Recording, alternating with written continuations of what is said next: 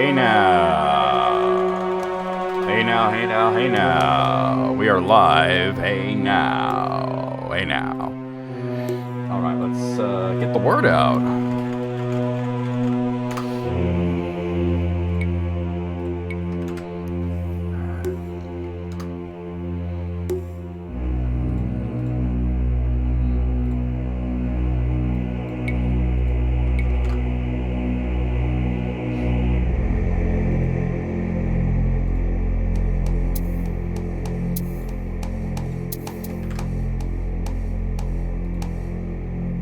Hey, Amir, hello. Hello! La la la. You ready for some Morrowind? I was just thinking about how much I love the lore in this game. What a fantastic bit of world building they did with Elder Scrolls. Wizard is never late, nor is he early. He arrives precisely when he means to. You can always tell that Sir Ian was like ready to bust up laughing when he was saying that line. Gandalf, you're right. We're good. Oh,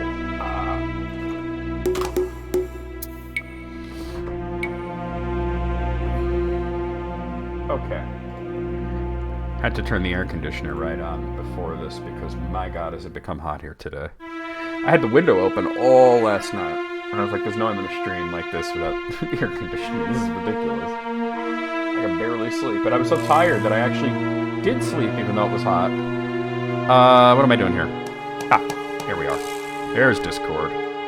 Having two screens is so freeing, but it's also like confusing at times. I'm doing pretty good today. My back is feeling better.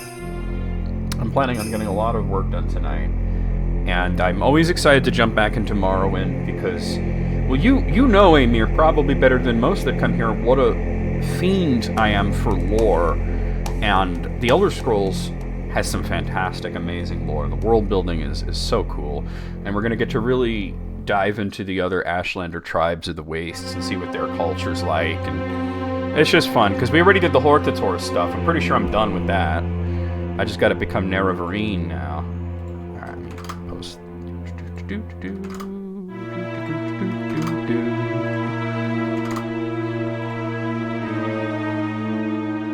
Did you read all the books in Skyrim?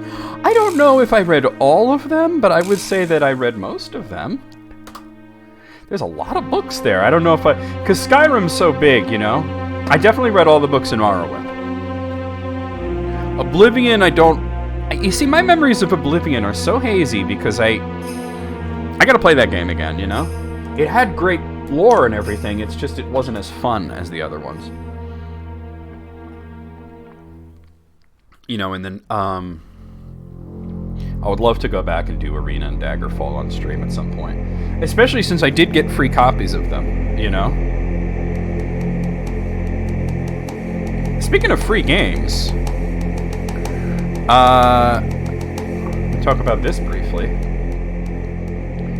So a developer, an indie developer by the name of, I hope I'm saying this right, Jacob Dabrowski? Jacob Dabrowski gave me a free copy, well, it's a beta, but it's a free copy of his new game called An Amazing Wizard, which looks really cool. I'm gonna have to play that on stream and see what's about it. I don't know when it's coming out. It's not out yet. But I have permission to stream it pretty much whenever I want and show it off. And it's definitely my kind of game in terms of it being a, you know, a side-scrolling action RPG.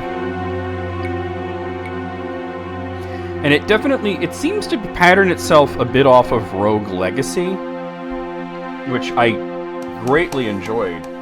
Rogue Legacy, and especially its sequel, Rogue Legacy 2. And, you know, I think the second game was way better, though. Rogue Legacy was fun. Rogue Legacy 2 was awesome. But this new game, An Amazing Wizard, it's coming out. Oh, it says it right there, April 27th. Alright, so I'm probably not going to get to stream it by then, because I have to finish Salt and Sanctuary, and then I had already promised to do the Battle of Olympus after that, which we can talk about Greek mythology when we do that. That's gonna be fun. Where's my water? Where's my water that's not empty? There it is. Hydrate or dihydrate, that's what they say. But yeah, I got a free copy of that today, so that was cool. Also ordered myself a hardcover copy of The Children of Hurin, which is going to be cool to have, right? My monitor you know, I have no idea what the specs are for the monitor, but I can, you know what? I have a way of actually showing you, because I can, this is ridiculous, but I can do this, right? I have two monitors, and I'll kind of show you the setup here. I think what I'll just do is I can put this into selfie mode, and then, well, that's YouTube. Hold on, camera. Oh, hold on. So you can see I have, this is the main monitor. That's where the webcam is mounted. And then this is the other larger monitor off to the side. And you can see that I have the chat on the larger one. And, you know, I usually what I do is I have things that I'm watching over there. It's just, yeah, that's the setup. I don't know how, like, big they are in inches or whatnot. One's slightly bigger than the other. And I know one's a Lenovo and the other... This is a Lenovo, that's an Asus. I'm the wrong thing here. My anus is in his hands. Do you remember the anus story from I think it was from Reddit, where the guy scammed the scammer? It was pretty funny. The dude, he got like it got like one of those emails that comes out of, like, you know, some guy in, you know, in wherever, you know, like a lot of times they're in Africa. They could be anywhere in the world though, like, you know, and they sometimes I had gotten them from like Florida, which is pretty funny. But he got like this email, and it was some kind of ridiculous scam, right? About sending him money and then get laptops and all this, right?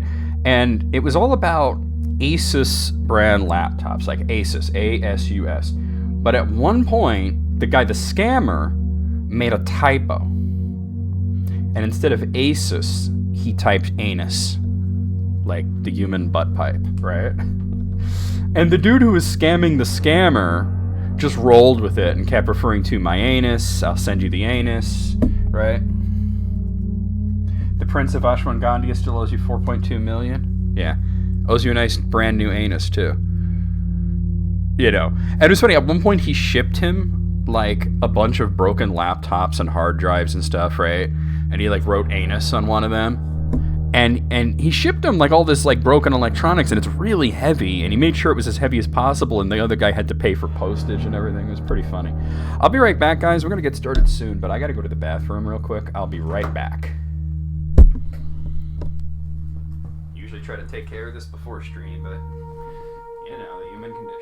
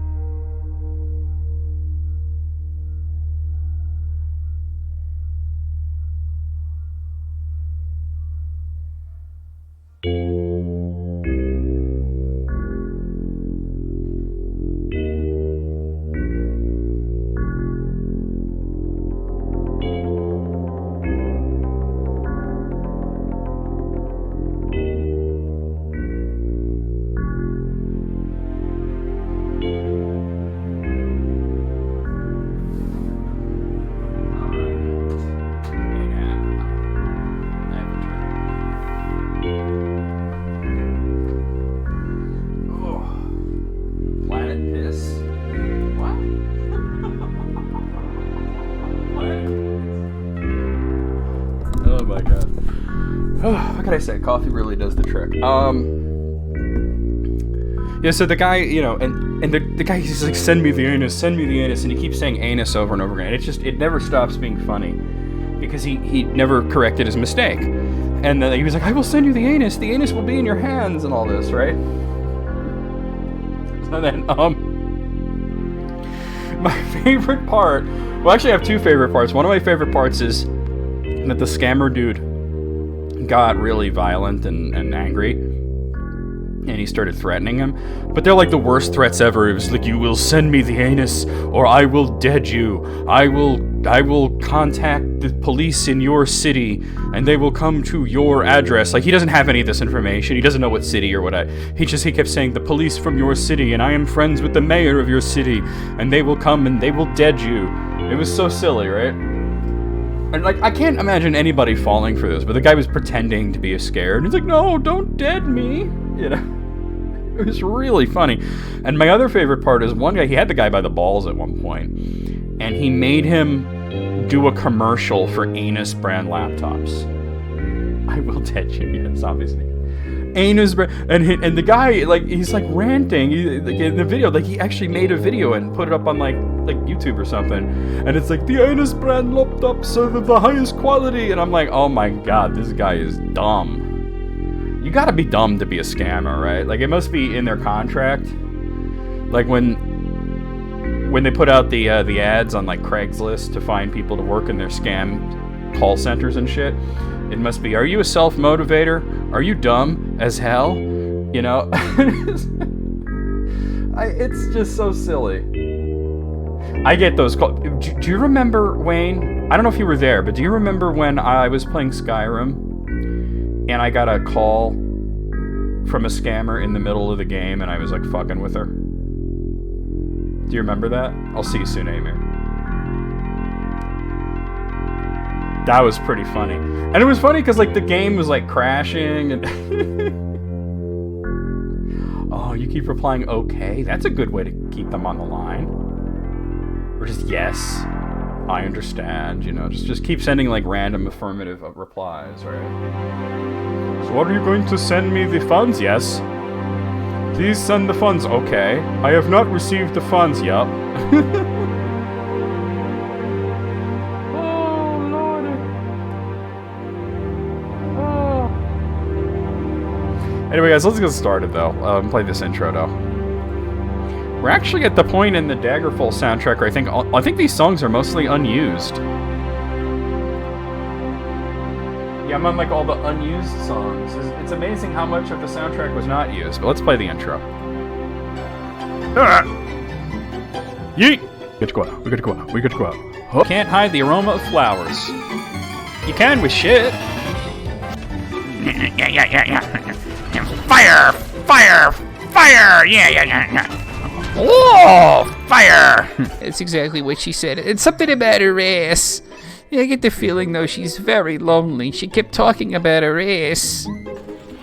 What the hell? You beat me. But now you're going to have to take on the desert route to get the water. Oh, I'm dead as shit. My home planet needs me. Goodbye. Let's, go down to my pond. I'll teach you the nature of getting quacked out. Fuma's alternate color is fucking whack. He looks like a fucking punk rock banana. Please enter box. That's what she said. I'm sorry, I couldn't help it. Come on, are you an ass? You think you could prevent me? You can't stop me. I can't be stopped. Oh, I could be stopped by that, though. Oh, punish me! I got a knife! Oh, I'm a naughty abomination. Earl, wash your cock. It's filthy. That's amazing. Like, yes, okay, yes, yes, Earl, wash your cock. And they're just like, who is Earl? What? Is this a wrong response? Alright, so I'm in the Ursulaku camp. Oh my god. Earl, wash your damn cock. Alright, what were we doing? Let's see. Sulmatul has named me Nerevarine, war leader of the Ursulaku and protector of the people. He has given me the teeth, an enchanted heirloom of the tribe, which shall be assigned to all Dunmer, that the Ursulaku have named me Nerevarine. Alright, I believe she recommended which tribe I go to next.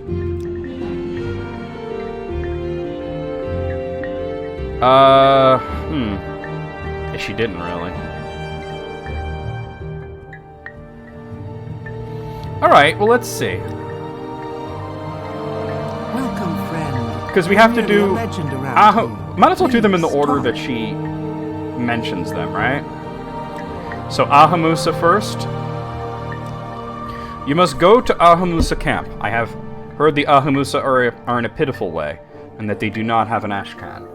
In this case, the wise woman may be acting as chief of the tribe, and perhaps she can speak for the tribe to name you Ahamusa Neravarine. Okay. Where is Ahamusa? Let's see. I don't remember which one they are. That's Zainab. There it is. They're all the way up there. They're kind of near Telmora. It wouldn't be too hard to just skip across here, right? Although I could also go to Cool and maybe take a boat to Telmora. Cool is closer. Let's go to Cool. I'm gonna be Joe Cool. So let me put on my my traveling boots here.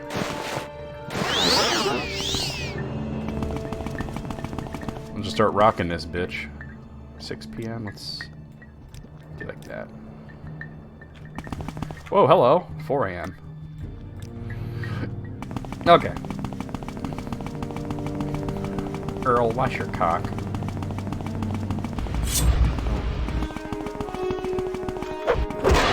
Hunger. And well, Shortblade's now 97. It's one less hunger and one less frost Atronach in the world. Wait, I hear something else. I'm not gonna worry about it. I'm traveling here.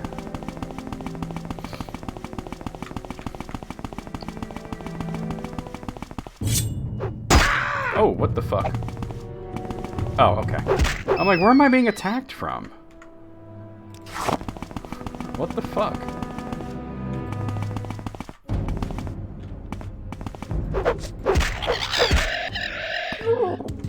Dead. I have deaded you. That was one of those emails that was like, if you are reading this, then you have realized that you have not been deaded yet.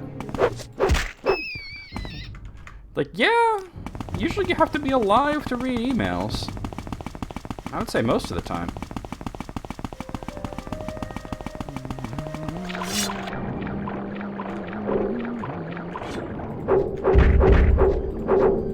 Fuck off, Drew Carey. Who else is fucking with me? Drew Carey.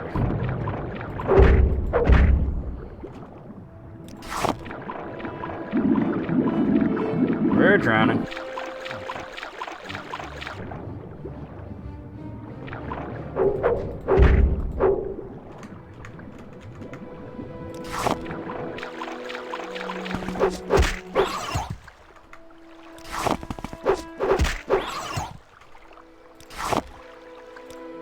Hoffa, restore fatigue.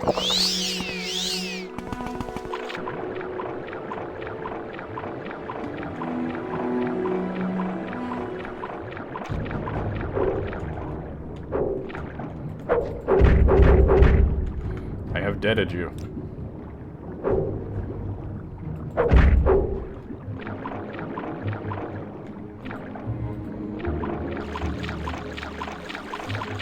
You have been deaded. I don't really need to heal, but I want to. Earl, wash your damn cock. It's filthy. I know the mayor of your city.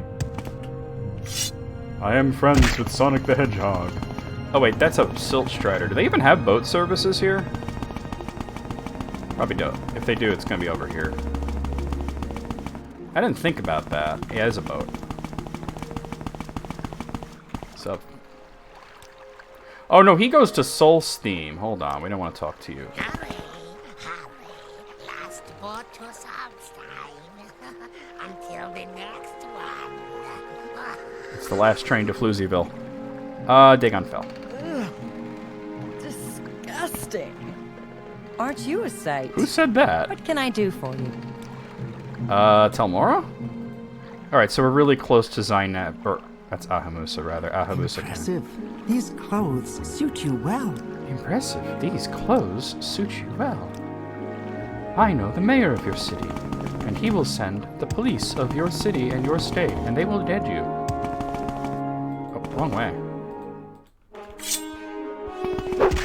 Bottle, bottle.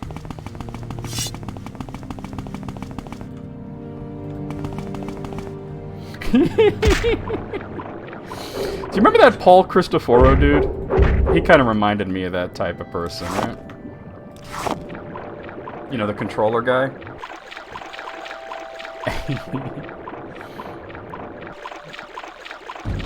That shit was funny. He talked like that, you know?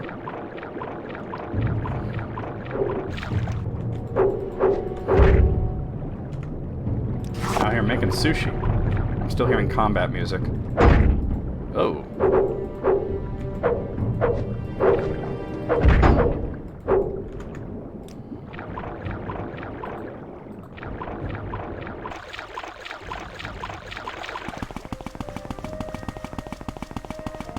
What's up, fucker?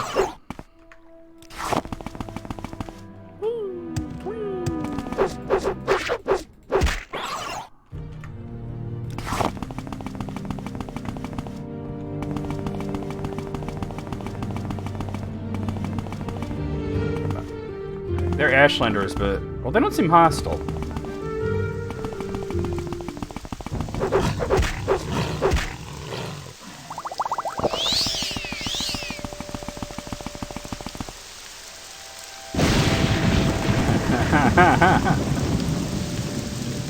Permission to treat the NPC as hostile? Yeah. Alright, here we are. So let's take the... how's it going, Jake? Let's take the traveling boots off so we can see better. So I believe they said there's no Ashcan here. Let me talk to some rando. I'm very happy to make your acquaintance. You are Carl. We have heard some say you are the Nerevarine. What do you want of me? Let's talk about that. Do you come to claim the title of Nerevarine? Then you want to speak to the wise woman, Sanamu Mirpal. But first you must show respect and speak to one of our Gulakans. You will find them in their yurts. They will speak to you. Alright, so, because you have to follow the proper protocol with each tribe, and it's different with each tribe. So let's go talk to one of the Gulakans. Let's try this one. Hey, what's going on?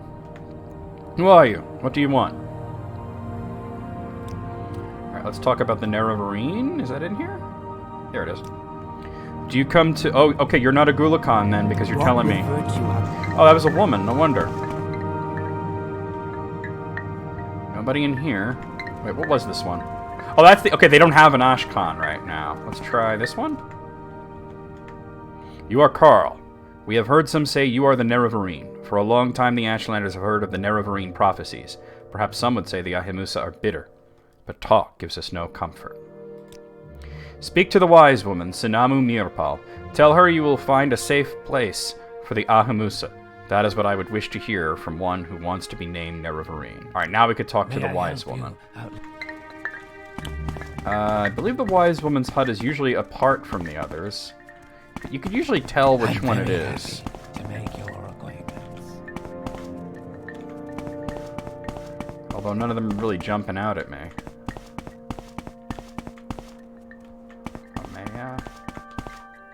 Oh, here we are. Okay. I see this land suits you. We welcome you freely, Outlander. Well, see, what you have to understand is that each Daedric prince exists in their own universe, called a Plane of Oblivion, right? So, and I think that the existence of the Planes of Oblivion is tied to the Daedric prince. So if Malak Bal was removed from, well, not really the universe, but the multiverse, right, of Oblivion, then his Plane of Oblivion would cease to exist, most likely. That's what I think. And I think it would send things out of whack, because Oblivion is sort of like very balanced in the way it is. Okay. I have heard of an Outlander who seeks to fulfill the Nerevarine prophecies, and to be named Nerevarine. Are you that Outlander? I know the prophecies. I know an Outlander, clan friend of the Urshalaku, has done great deeds, and claims to fulfill these prophecies. Are you that outlander? And why are you here? I want the Ahamusa to name me Nerevarine. I will examine your proofs, and you will tell me your story. And if I am satisfied, according to custom, and with reference to the prophecies, I will name you Ahamusa Nerevarine, but there will be a price. The Ahamusa need a safe place, and you will provide that safe place. In seasons past, when threatened, the Ahamusa would take shelter in the ruins of Al Daedroth. But now the priestess Hareni Indavil has come and restored the Daedric shrine, and worshippers of Sheogorath dwell there, protected by terrible sorceries and summonings. First you will go to Al Daedroth and make it safe for the Ahamusa. Then you will return and I will accompany you there. And if Al Daedroth is a safe place for my people, then I will name you Nerevarine. First you will go to Al Daedroth. First you will go to Al Daedroth. You will make it safe for the Ahamusa. You are the hero. You decide what must be done. We are not traitors to haggle over the meaning of safe. We are not a warlike people. We are not strong with warriors and witch wizards. Make Al Daedroth safe for us. Then I will accompany you to Al Daedroth, and you and I will judge whether it is safe. I don't really know much about Warhammer, to be honest with you. Al Daedroth's up here, so the best thing to do is go up there, clear out any hostile NPCs, and then come back and have her go there. The thing about it, I think there's multiple ways to handle this, and I believe that the hostile NPCs there are mostly the, as she mentioned, the light armor went up to 82. Mostly the, whatchamacallit, the cultists of, they follow Sheogorath, right? So sort of like, you know, the god of madness. What makes it interesting, though, is that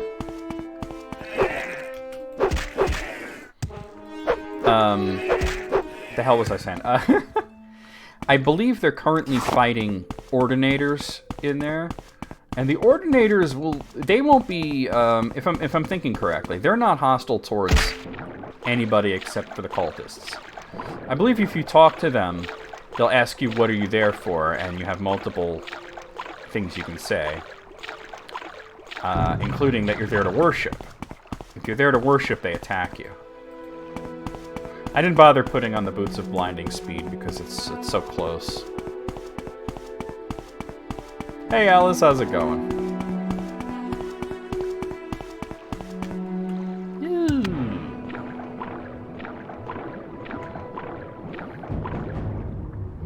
Now you don't have to worry when we're escorting her. You don't have to worry about the water and the slaughterfish and stuff like that because I believe she uses a water walk enchantment. Hey Moogle. So she'll be walking on the water. You know, I don't know if she has an enchanted bit of equipment or if she uses a spell or whatnot. But I should have made a ring or something for water walk. That way I have it to put on or off. I mean, I could always put my flight ring off to escort her. So anyway, guys, I was talking about this earlier, but it was really just me and Amir at the time. So I am now the Jesus of Nern. Oh, hello.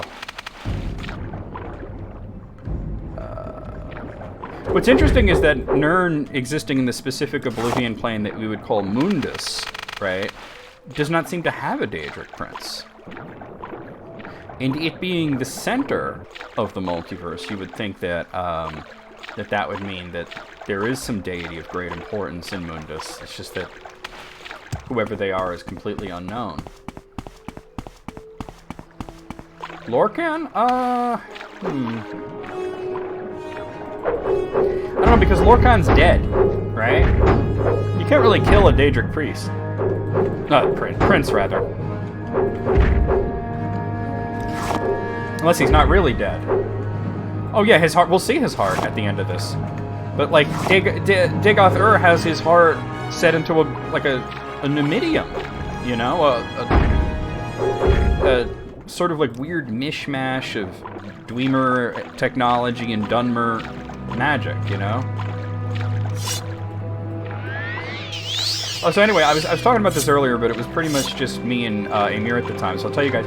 I got an email this morning which was pursuant to an email that I sent last night, so they got back to me real quick, where I got myself a free copy of a new game that's coming out on the 27th called An Amazing Wizard, which is a Metroidvania. Sort of in the vein of like Rogue Legacy in a sense, where that it's randomly generated. I gotta take care of that cliff. Oh, he's coming at me. I didn't realize I had a... So, you know, obviously I gotta finish Sultan Sanctuary, right? And I had promised to do... I gotta find the entrance. I had promised to do Battle of Olympus after that, but that's an NES game. It's not gonna be super long, right? So we'll we'll slot that game in there. It is a brand new game that is technically not out yet, but the developer sent me a code this morning. So that's pretty cool. I think I'd already been in here, though. Yeah, because you can see the map is cleared out, right? So all you gotta do is make sure that there's a safe route from here to the statue. And that any NPCs that are hostile are cleared out. And I think, oh, I've leveled up, huh? I think I've already kind of cleared out most of this, but we need to be sure. So we've reached level 50, which is pretty great. We're going to take luck. We're going to take speed, absolutely. And I think I'm going to take endurance here. Here we go. One more level up and we will have maxed out luck. I think, oh, all this stuff. Oh, wait, one of these gems is going to be cursed, right? Oh, for sure it'd be the diamond. No, really? Bunch of books. Nothing interesting. Wow. Oh, hello. Oh, you're an ordinator, aren't you? Who are you, Outlander, and what are you doing here? I don't know you, Outlander. What are you doing here? And are you here to worship at this foul shrine? Nope, I'm here to loot it. Alright, then. We don't care about that. In fact, you'll be doing us a favor if you kill a few witches and warlocks in the process. Just be careful, leave us alone, and we will leave you alone. You see, the Ordinators don't care about Ashlanders, they don't care about me. They only care about Sheogorath cultists. What is that? Oh, it's a skeleton. The shitty shield sitting there. Okay. Well, it's in beta right now, and what they sent me was a preview code for, you know, basically they're just trying to get the name out there, An Amazing Wizard, and they're trying to, you know, get people to be aware of it. Alright, there's another Ordinator here. Like I said, as long as there's no cultists, I think I already killed all the cultists in here. Now, these guys are cultists, but they're not hostile. Yeah, I came here to get the gamble putty. Because, I mean, this guy is fine, and this guy's so freaking bombed off of moon sugar, he thinks he's a fucking Khajiit. He says, meow. You like Ragruzgub? Ragruzgub likes you. Ragruzgub wants some more moon sugar here. Yeah, so he thinks he's a cat. Yeah. What now? Yeah, so these guys are not really hostile, so we don't have to worry about them. We only have to clear out any hostile cultists. They're just drunk and on drugs, right? So I think we're good to consider this place safe, right? Wait, let me go across to the other side.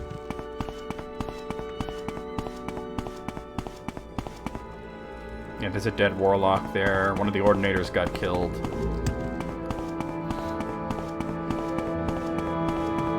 Are we good? Okay, yeah. The chat just refreshed on me. That always makes me nervous when weird shit like that happens. You guys say something in chat, make sure that you're hearing me and seeing me. Check these side chambers, too. Dude, you have to move the fuck out of my way. Hold on. Left wing. Well, let me check these other wings. I don't know if any of them are... Like I said, I'm pretty sure I had already, cleared this place out. Sweet. Oh, Ordinators. Alright. I don't think that there's any cultists left because the Ordinators would be attacking them. I'll check the right wing as well, but I don't think that matters all that much.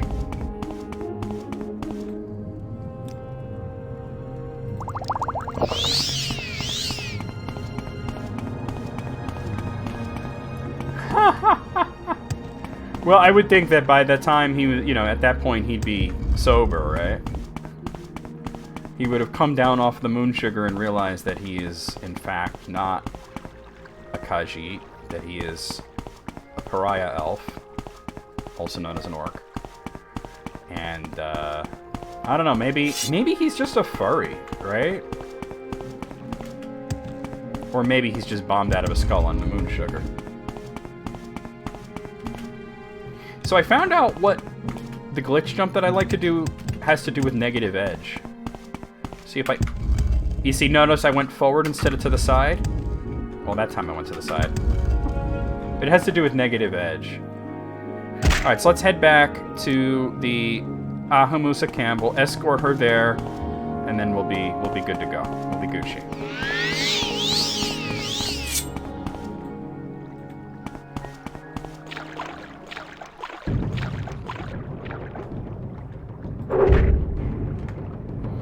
Like I said, the slaughterfish and the Druze and such are not going to be a problem because of the fact that she water walks. But I might have to protect her from cliff racers, right? So that's why I'll probably use the flight ring to fly around as she's walking on the water.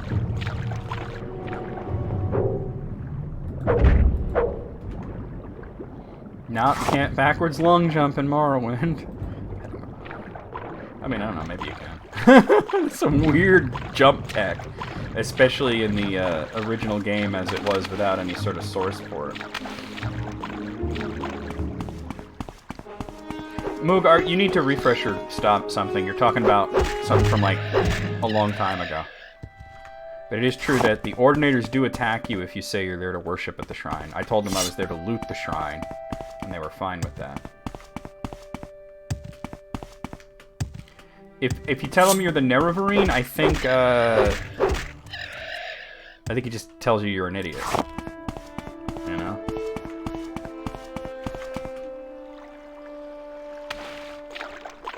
No evil You know how many people were like traumatized by that evil like piano mimic thing in Mario 64? There are some people that have said that is like the scariest thing they've ever seen in a video game.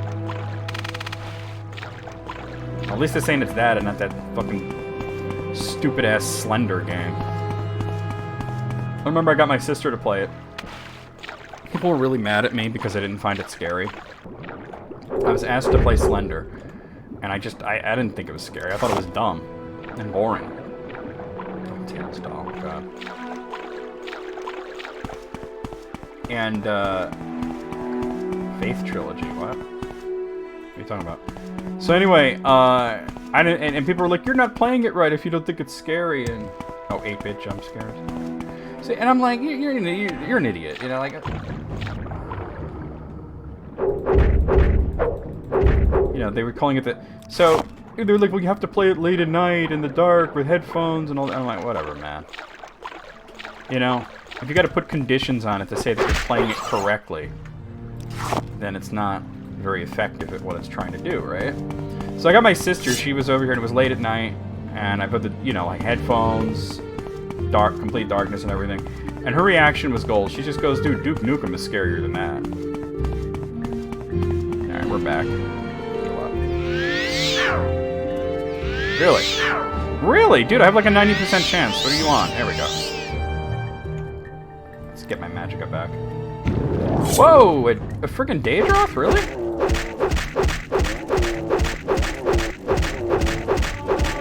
Yeah, Shortblade's 98. Please join me. You know, I got nothing to say to you right now. You could have helped me fight the crocodile, man. Whatever. I don't know where to begin. It is such an honor to me. Where was it? Oh. It's one of these outer ones. Walk with virtue. How wonderful. There's only so many. Oh, here we are. Crocodile rocking is something shocking when your feet just There's can't someone keep watching still. me. I can Yes, tell. Carla, you ready now for me to accompany you to Aldeadroth? And by the way, you can actually just take her there and kill enemies along the way, as long as she survives. Have you made Aldeadroth a safe place for the Ahamusa? If I may pass in safety to the old sanctuary and see the great statue in the inner shrine, then the place is safe for my people.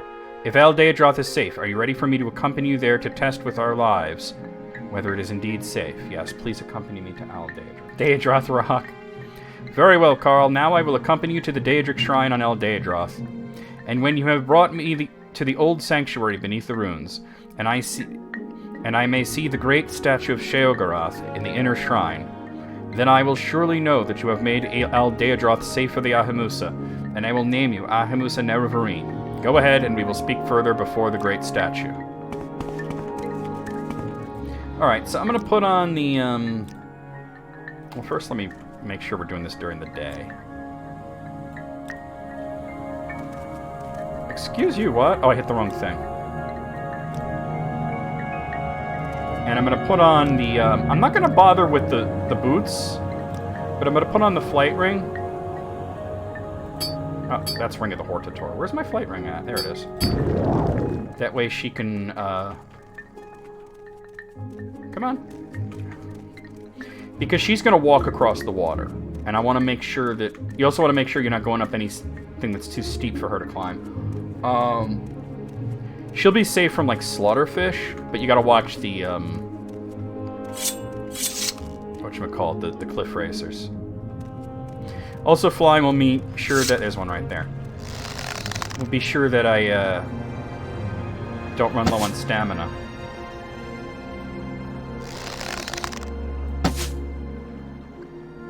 Got him.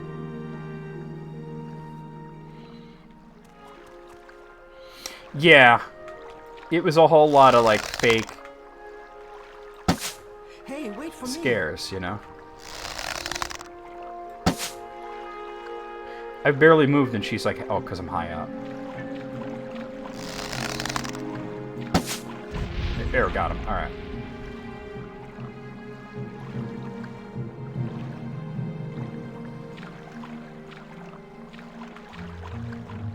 Elton John's always been cool, right? There might have been a time where he might have reinvented himself or whatever, but... Yeah, it's unfortunate but true. The YouTube algorithm definitely, they want kids to watch. Kids are watching the ads, they're not using ad blockers, they like short, punchy videos with sound effects and wackiness. I don't know. That's just the way YouTube is. Yeah, see, I wonder if she has an enchanted piece of clothing or a ring or an amulet that lets her water walk. Because I don't see her casting a spell before she walks on the water.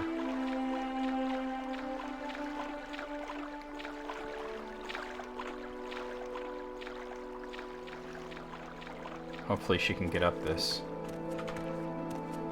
Otherwise we'll go around. Nope, she's fine. The problem with flying is I keep winding up in the air. I know Elton John can be a bit of a bitch sometimes, but he's definitely been cool.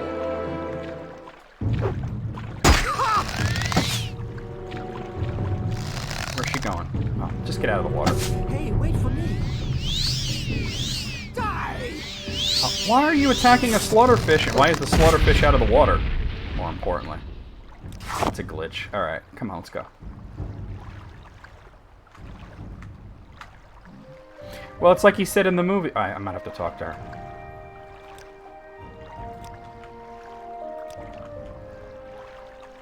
You coming?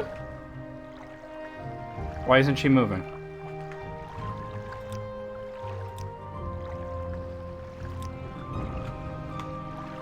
Is she stuck? Oh, here she goes. Okay.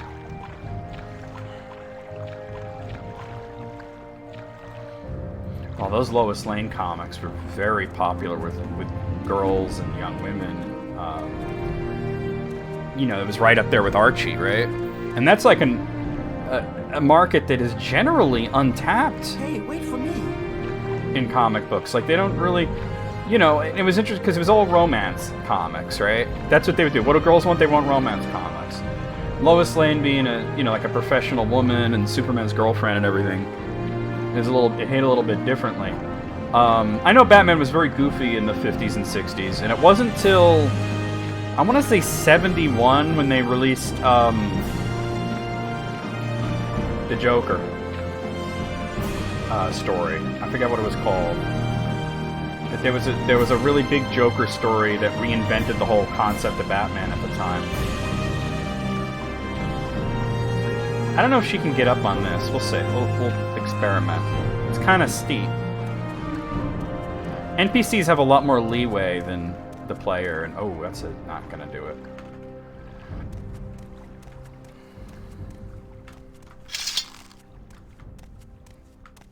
The comics code was, yeah, that was the early 50s.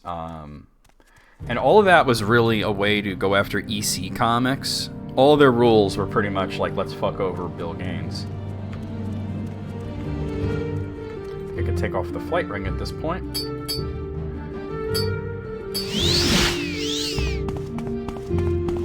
Joker's Five-Way Revenge, that's exactly right. That's exactly the name of it.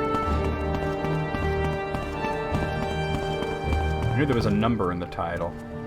Is that guy...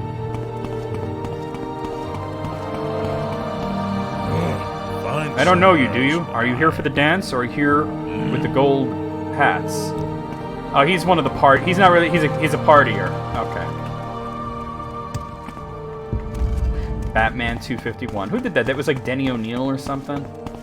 That was a big story. It completely reinvented. Like Batman and the Joker were not goofy anymore. They were. It was serious shit. Well, it's not that he disappeared, it's that he was like in the 60s show, you know? Joseph Kerr. Thank you. Ah, here we are. I said I would accompany you, Carl, to see if you had made Al Daedroth safe for the Ahamusa. You have fulfilled my conditions. Thank you, Carl. The Ahamusa shall be saved. And if you wish, now I will name you Nerevarine of the Ahamusa. Neil Adams illustrated it. Joker. If you have made this place safe for the Ahamusa... Neil Adams' art was amazing. Denny O'Neil was a great writer. It was just a good time for Batman in the late 70s. You have made this place... or early to mid and late 70s. You have made this place safe for the Ahamusa. And so I name you Ahamusa Nerevarine, war leader of the Ahamusa and protector of the people. I also give you the Mad Stone of the Ahamusa, which shall be assigned to all Dunmer, that you are the Nerevarine, and that the Ahamusa shall follow you in all things, even unto death, until the enemy is defeated, until you are dead. Now, I can stay only briefly. Soon, I must return to Ahamusa camp and make preparations to relocate there. Sweet. Alright, that's another one done. So let's go, I'm gonna go back to, your Shalaku camp. And hello, what? This one I had like a honors 99% us. chance. Please, speak. Alright, so let's ask about the Zainab. You must go to Zainab camp. The Ashkans of the Zainab, Kausad, is a strong and popular chief, but he is known to be vain and hard-headed. To persuade him to name you Zainab Nerevarine, you must be strong, yes, but you must also be clever, to please him and earn his favor. I think this is the thing where we have to find the guy, we have to find him a wife. Hey, Taco, when are they gonna get to Dagoth Ur? I actually already went there for one quest, but I'm also, like, not too far from that, to be honest.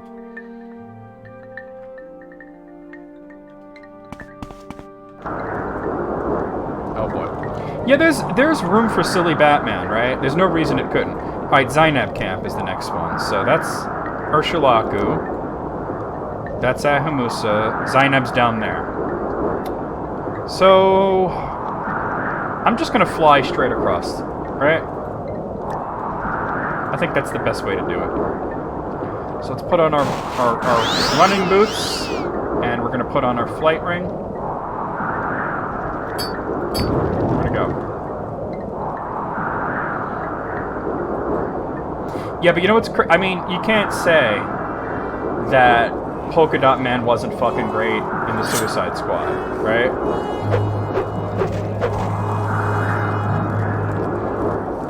That was a fantastic version of Polka Dot Man.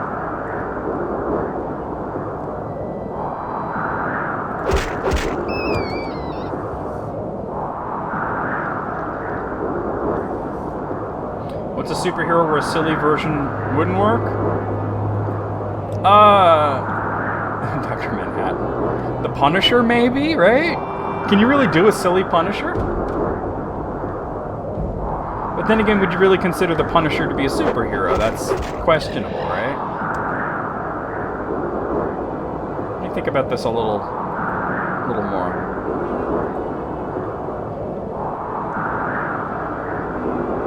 I mean, they did silly Green Lantern. Even Wonder Woman was silly for a while, right?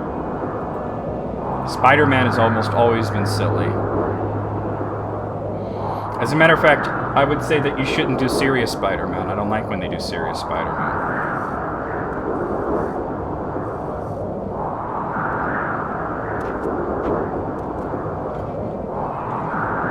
Oh, there's a Nick sound.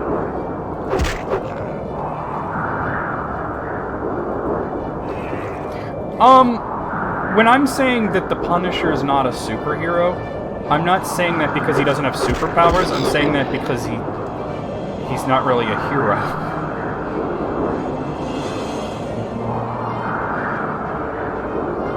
Yeah, and that was a terrible story. Like, who liked that? Wait, I think I got it. I know which superhero shouldn't be silly. They've tried it several times, and it never works. Daredevil. Do not make Daredevil silly.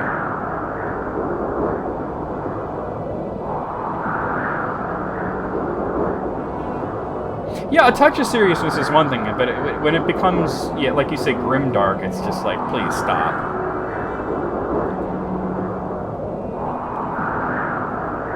I should repair my weapon. Don't mind me just doing some blacksmith while I'm flying through the air in the middle of an ash storm.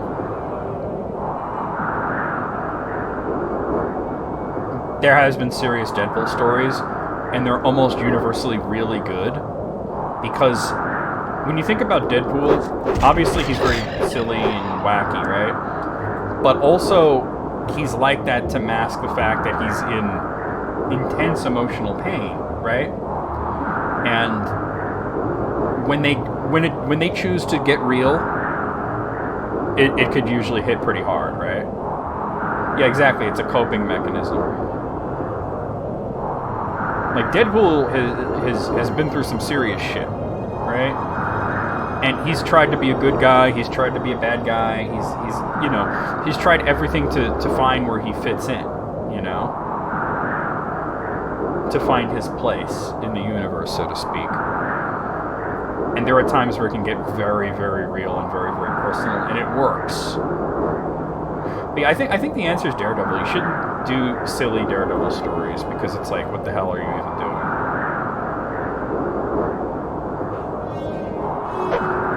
When the cliff racer has to fly up to attack you, you know you're high up. So we're just sort of skirting the ghost fences up there. I need to go further south. I'm high as hell. You wanna get high? There's another one that has to come up to meet me. I'm up, I'm up on the side of the volcano here, I mean. I can't even see the ground. Now I can see it. So I'm flying straight down. There we go.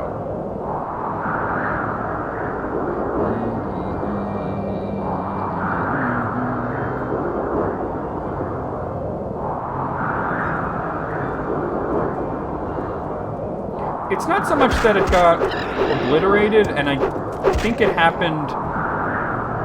Well, I think the island got obliterated because the volcano had a super eruption. I think it's still there though. It's just that it had a mega colossal eruption, and pretty much destroyed Vardenfell. I mean, there was a part in one of the novels where they went to this place that was just a sea of boiling acid, and there was nothing that resembled life, right? And they said this is the remains of Vivek City. Now, if you look at the map, here's Digothur. This is the caldera, right? This is the volcano right here. And if you look, Vivek is all the way down here. So to think that the volcanic eruption was so big that this entire area was not only wiped out, but was just a sea of boiling acid. And the explosion was up here. You know that was a big eruption. There's very few Daedric princes that haven't done horrific atrocities. They're almost all evil. Azur is one of the few that's not considered evil at all.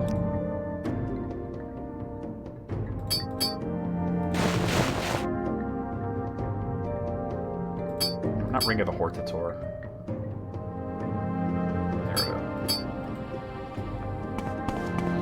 And, you know, and not only did the Dunmer of Vardenfell have to deal with that, but then after that there was an opportunistic invasion from the south, Black Marsh, where the Argonians came from. And when I read about that, I was like, good. You know, like, fuck the Dunmer. Good for the lizards, right? They were enslaved. Why wouldn't they invade Morrowind?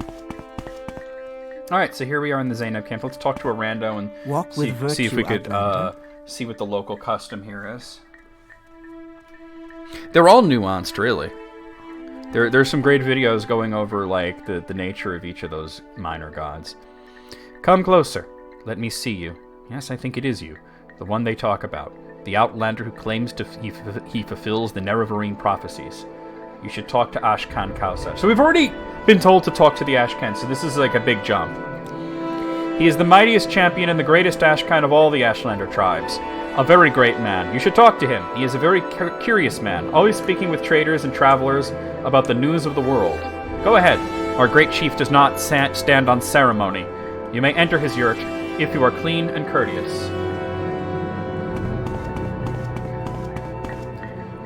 You're not quite spelling that right, but Boethi, I mean, a lot of them are hateful. So we have permission to just walk right in. We don't have to stand on any kind of ceremony. I believe this is the guy we have to find a wife for? Gotta love the wind chimes. Yes, why are they indoors? What may I do for you? So you are Carl, the Outlander who claims to fulfill the Nerevarine prophecies. You are welcome to our hospitality, Outlander, but you must tell us, how can an Outlander be the Nerevarine? Well, have you read the Dissident Priest's Lost Prophecies? Oh, there absolutely are Dunmer abolitionists. That's what the Twin Lamps is. But it's, you know what it is that even among the whole of Morrowind, because remember that we don't explore all of Morrowind, Vardenfell is considered like almost like Kentucky, right? Like a backwards. They're like hicks and yokels, and you know what I mean? Like, they're not considered progressive. They're not considered even to be at the same cultural level as the whole of the Dunmer. You know? I've actually never watched Babylon 5. I was more of a Star Trek fan. We have heard the rumors. We know you to be the Outlander who claims to fulfill the Nerevarine prophecies. But teach us, Carl, how can an Outlander be the Nerevarine? So let's tell our story, show our proofs, and ask to be named Nerevarine. Oh, excuse me, do not think me rude. But seriously, do you believe this story yourself? I mean no offense, but you must admit you are an Outlander and completely ignorant of our ways. How could you ever be our war leader? What sensible Ashkan would ever choose you to lead the tribes? Let's try to persuade him. It's not going to work, but let's try that. Skies above! If talk were wealth, you'd make me rich. Don't you ever get tired of talking? Alright. Let's ask him to set us a task. Yeah, the Twin Lamps that's a cool little hidden faction in the game. You know. Very well. A vampire named Calvario has taken refuge in nearby Nerano ancestral tomb. If you are as worthy as you say you are, it would be a small matter for you to dispose of this vampire. There, you have your task. Now perhaps you will leave me in peace for a bit. Nerano ancestral tomb is to the north, but you are a stranger and may get lost. Listen, go west from our camp until you reach the mountains, then turn north and follow the mountains, keeping them on your left. When you pass the ruins of Inchileft, keep your eyes to the east. Look for an entrance flanked by 2 trees on the western slope of a hill in the center of the Grazelands. That will be Nerano Ancestral Tomb. That's actually really good directions. If you want to follow them, considering that I have a pretty detailed map, I can just do that. I feel like the Twin Lamps is unfinished content to a certain extent. Here's my map. Whoa, I don't want to be zoomed out that much. Oh. The map is all fucked up. There we go. There's the Zainab camp. Now we're going to... Well, there's Inshu left. Nerano Ancestral Tomb. Okay. Shouldn't be that big of a deal to get there. You do technically join the faction if you freed enough slaves. So I'll show you guys kind of the easy way to get there without following his directions. First, we're going to just follow the road north out of here. Yeah, Mephala is, well, technically speaking, none of them really have a gender. They just have the aspect of which the incarnates choose for them, you know? What is this? That's Inchileft. Okay. So we're going to just go... Now, when you reach this, we're just going to kind of... Wait, hold on. Where is that other tomb? Okay, I see where I am now. Okay, we're gonna go this way, right? He said go west, we're gonna go a little east. I'll show you the easy way to get there. And then until you can go north. And that is Venom Ancestral Tomb. We're not going in that one. What we're gonna do is we're gonna cut north right across the plain until we hit another road. Oh, a Winged Twilight.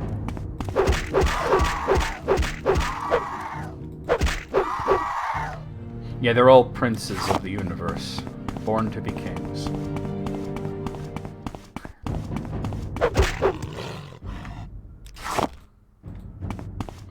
you just keep going this way till you hit another road. And then at this, we're going to follow it east until it goes north. So this is a way easier way to get there.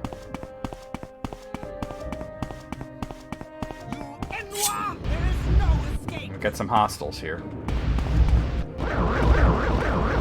That was a big spell. Wait for them to run out of magicka.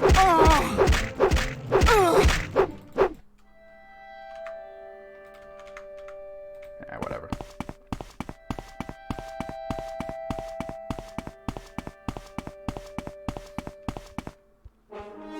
One false move? No, I've never heard of that.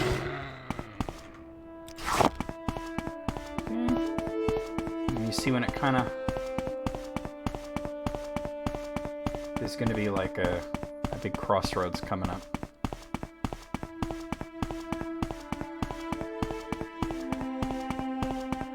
Okay, so at the crossroads, we're just going to go east. Hey, EB! How's it going? Well, you can't mention food without telling us. And you can see that's Telvos, right? The Telvos dungeon. We're going to go this way.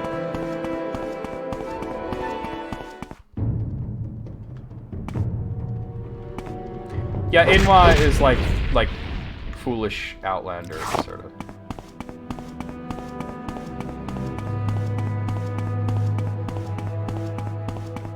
Well, the only reason it doesn't sound good is because it's probably cold, right?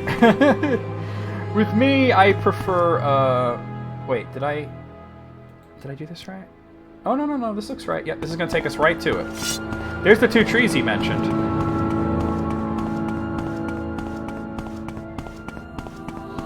Like, I like pasta, I just don't like it cold. Let's rest up before we go in here. I was never one for, like, macaroni salad. You ever see... Which Batman movie was it? I think it might have been Batman Returns, right? Because it was definitely, what's his face there? Michael Keaton. There's a friggin' bone walker behind that door. Maybe I can get him without opening the door. He's kind of poking through... No. Alright. And he's like working on his bat computer, right? And then Alfred hands him a plate, and it's pasta, and he puts it in his mouth, and he goes, it's cold, and he's like, it's supposed to be cold. I understand that reaction, you know? Oh, wait, hold on. I don't want to touch this guy. They sap strength. It has been a while since the Dark Brotherhood has showed up. You're right. There might be more Bone Walkers. I better just use the bow here. So I was saying it earlier, but I'm going to say it again because EV's here now. Although you've been lurking, were you here when I was talking about the free game I got today?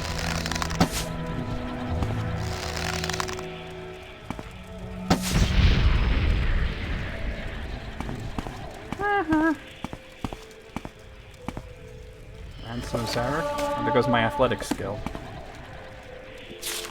Morris, you boys better clear out. Our position was given away and we were raided by that bastard Gorus. Alright, I'll talk about him in a second. He sent a small band of the dead to Dralis and wiped out all but Leuven. He was able to make it back here to Neelis to warn us. We are clearing out and headed for a new location. I suggest you and the boys get out of there as soon as possible. We have a snitch in our organization. You let me find out who it is and I'll feed their flesh to the crabs. It seems as though he knows of our raiding routes. It's just a matter of time before Gorus sends them damned and dead your way. I'll never turn those goods over to that necro. What's fair is fair, and he had to pay up. You know where I'm coming from. I'm sending Ursine to deliver this message to you. She will deliver a key so you can gain entry to the rendezvous point. See you soon, and good luck, brother. Bacharach. So a developer, an indie developer by the name of, here, let me bring it up, Jacob Dabrowski sent me a Steam code for his new game called An Amazing Wizard, which is, it's an indie Metroidvania with roguelite, so it's sort of like, I guess you would say like Rogue Legacy, right? And it looks really cool. It's not out yet. It's coming out, I believe, on the 27th, but I have a streaming key. So, you know, I gotta finish Salt and Sanctuary. I may do it right after Salt and Sanctuary, because I know I said I wanted to do Legacy of the Wizard, but we can put that off slightly. That's not a really long game anyway. You know. But yeah, I had inquired about it last night, and they got back to me pretty quickly.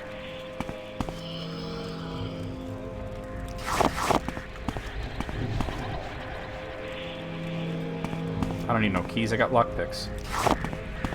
Yeah, I know, right? It's a wizard game.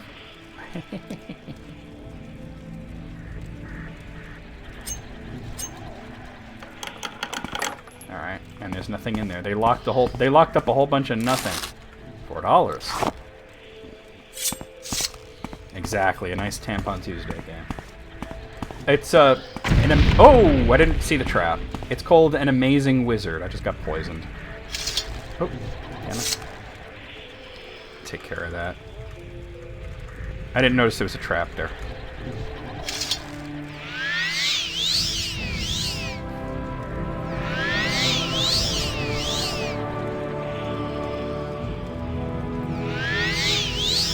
Hey, Lennox. Yeah, the arrows that I'm throwing right now are cruel flame arrows. They're not that strong, but it's cool to get that little explosion, right? An Amazing Wizard. That's what it's called. I'm probably good to go. I didn't notice that the door was trapped. That must be our vampire. Oh, that's definitely a vampire. He's coming up on me fast. Alright, we got him. Boy, that poison is rough. Does it say how long it's gonna last? No. This was indeed the guy that we came to kill. Alright, it just wore off.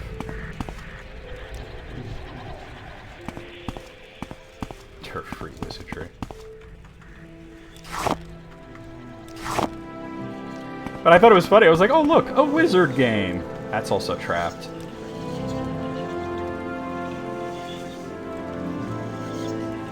Oh, cool for them, right?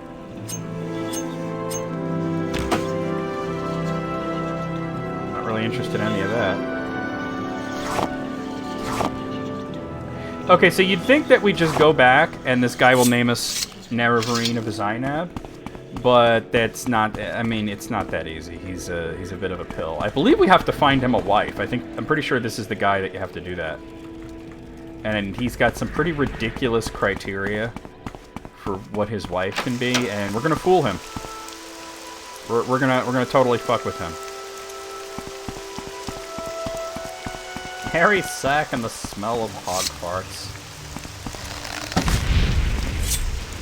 That's that guy from Beavis and Butthead, Harry Sacks, right? That's the guy that they kept prank calling, right? He wound up dying in a later episode. It was like one of the last few episodes of the original run. Oh, a Golden Saint. Okay. Hold on. I want your soul.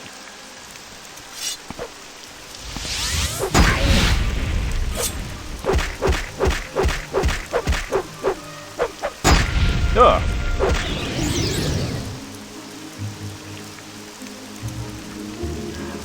You know I'm a fan of the deep lore, even if it's Beavis and Butthead.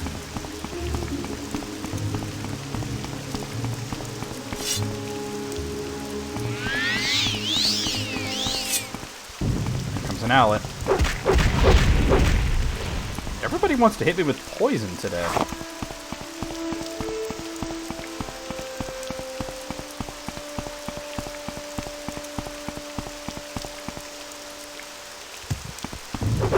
It's just a theory.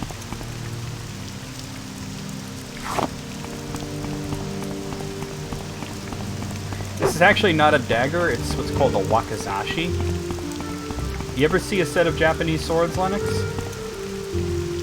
There's, it's usually 3 swords, right?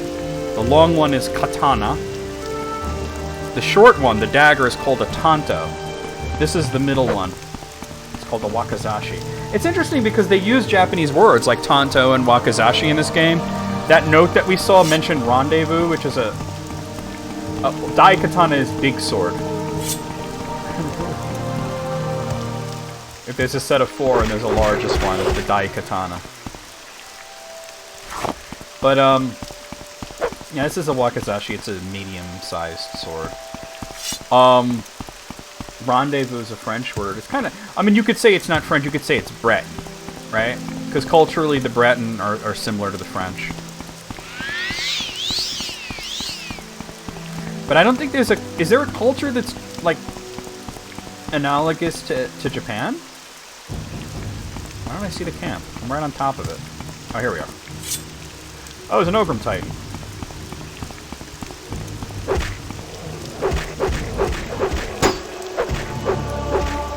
I knew, that's Lord of the Rings. I'm talking about in this.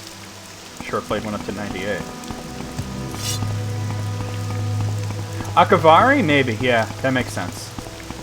That makes a lot of sense, actually. Alright, let's go talk to him.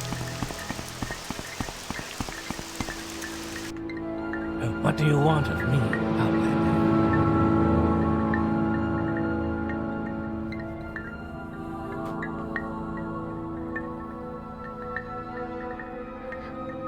Well, at least the Souls games are actually Japanese, right? Like, they're created by Japanese people, so it makes sense that they would have those words in there. Welcome, Outlander. Alright. Dead. Well then, perhaps I was mistaken. Perhaps you should be the Nerevarine. Well, so you killed the vampire Calvario? Well, I will be happy to acknowledge you as Zainab Nerevarine, but it is customary for one seeking an honor from the Ashcan to offer the Ashcan a generous gift as a mark of respect. Because you are an outlander and do not know our customs, I will do you the great favor of naming the gift. I wish to receive a high-born Telvanni bride, a pretty one, plump, with big hips to bring me many sons. So he's like, okay, not only do you need to find me a wife, but she needs to be rich, she needs to be in the Telvanni house, and she's got to have a big ass. And she needs to be hot. So it's like... And here's the thing, if you know anything about the Telvanni, and you do, because I'm the friggin' Archmagister, right? There is no high-born Telvanni lady that would marry an Ashlander of the Wastes. right? Even though he's considered sort of like a prince of sorts, right? In Ashkan, he's nobody to them. To her, he might as well be like a guy on the street, right? Big booty bitches, indeed. So we're gonna have to trick this guy. And we don't really trick him, but we're gonna kind of trick him. Where will you find a highborn Telvanni bride? That is simple. You should visit highborn Telvanni lords and inform them that Ashkan Kalshad of the lordly Zainab would do them the honor of making their daughter his bride. Surely many Telvanni lords will be honored to receive such an offer. Consider it carefully with the many daughters offered, and choose for me the finest. Take counsel with my wise woman, Sunamu Zabamat. She knows my mind well in such matters. So he's so fucking out of touch that he thinks I can go to the Telvanni Council and say, hey, look, this fucking guy who lives in a hut in the middle of the fucking fields wants to marry one of your daughters. And that they're just gonna, like, bring out all the ladies, right? They're gonna have a big coming out party, the debutante ball, and then I'm just gonna pick one for him. In reality, they would have a good laugh, right? How is it so far, Evie? I'm smelling chicken. We're boiling up chicken for, we're gonna make, empanadas. So let's go talk to the wise woman, because she's actually the smart one in this equation. This is like my favorite part of the main quest, because of how ridiculous it is. Walk with virtue. I requested empanadas. I've been craving them. I am Sunamu Zabar, wise woman of the Zainab. Do you come for my services, or my counsel? Kalshad wants a Telvanni bride, eh? No highborn Telvanni would wed an Ashlander. But I have a plan. Go to my friend Seville Emain, slave mistress of the festival slave market in Teleroon, and tell her that you need a pretty Dunmer slave to pose as a Telvanni lady. Then Seville Emain will tell you what clothes to buy, and will dress her like a highborn Telvanni. Then escort the pretty slave to Zainab camp and present her to Ashkan Kalshad as a highborn Telvanni bride. He won't know the difference. So this is cool because not only do we fool him and his stupid shit, although if you talk to him afterwards, you find out you didn't really fool him, but we get to do a good deed, right? We get to free a slave and put her into a life of luxury. And she actually does fall in love with him. That's the craziest part. She's actually into him. So, alright, Teleroon. That's not too far from here. Teleroon's like down here, yeah. Let me put on the boots though. It's like a Disney movie, but with fewer dead parents. God, even with all the night eye I have, it still is a little darker than I prefer when, Actually, you know what? I figured out a way. Because I know it's a lot darker on stream than it is for me. But I think I know how to brighten it up for you guys through Streamlabs. Let me try this, right? Okay, so here it is. Morrowind. Okay. Filters. Edit filters. Is there a brightness one? Chroma key, sharpen, color key. There's color correction, scaling and aspect ratio, scroll, render delay. There's no brightness filter, really? Alright, never mind. I just want to see if that was a thing that you could do.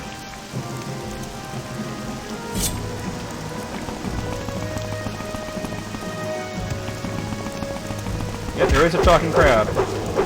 The last time I played this, there was an Ogrim Titan, well, this is an Ogrim, but there was an Ogrim Titan in the distance, and I figured I better take this guy out with arrows from a distance so that she, it doesn't kill her, the slave girl. And I shot an arrow, and as soon as the arrow hit the Ogrim, and keep in mind, this is from a distance, right? I entered into a combat state with it, and because she was following me, she entered into a combat state. So she's following me with her new pretty dress and her perfume. I shoot an arrow at a fucking Ogrim that's like a good half a mile away, and then she suddenly screams, "This is the end of you!" and starts charging at the Ogrim, which will kill her, right? Will kill her. And she has no weapons, and she's like level 5, and I can't shoot the guy because she's in the way, so I had to rush past her and kill the thing before she got near it. This game is incredibly massive. Incredibly massive. They were very smart to go from, like, you know, like Daggerfall was very, very big overworld, very, very large area, but there wasn't much to do other than the quests, right? In making the world very small, and it became standard. Are these guys hostile? Yeah, they are. Take care of it now. Because I'm gonna have to escort her through this.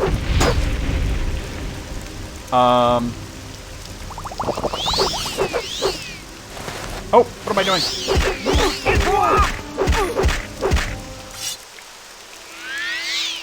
Yeah, it feels because there's so much to do, right?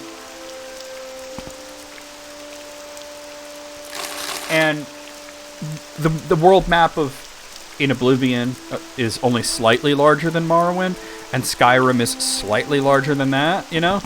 They never really went with an extremely large overworld since Daggerfall, because they could jam-pack it with lots of things to do. What is attacking? Makes sound.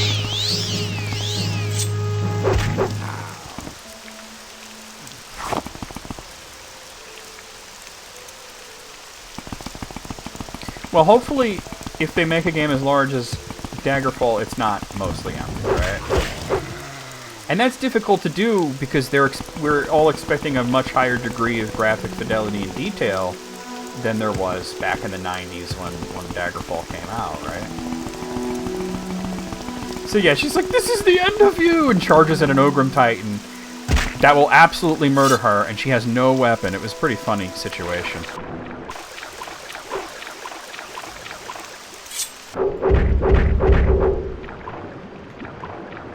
This is probably the hardest escort mission in the whole game, but it's not going to be that big of a deal. We'll make sure we save before we do it, that's all. I'm killing every enemy I see, because hopefully when we turn around and go, there won't be too many respawns. But we're going to have to get specific clothes and also perfume for her.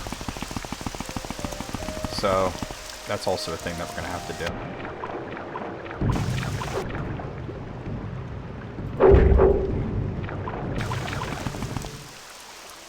We're almost at Telerune.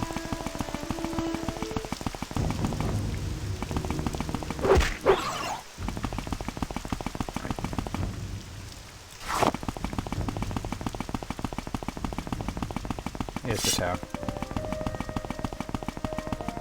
Yeah, what's going on? It's me, Brad. Alright, so... the slave market, huh?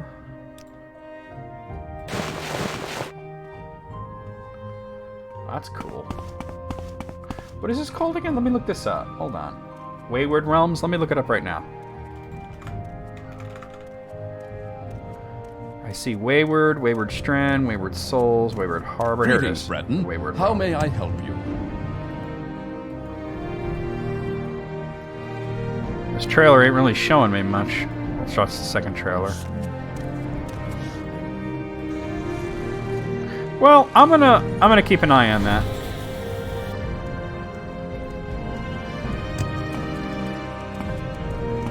Alright,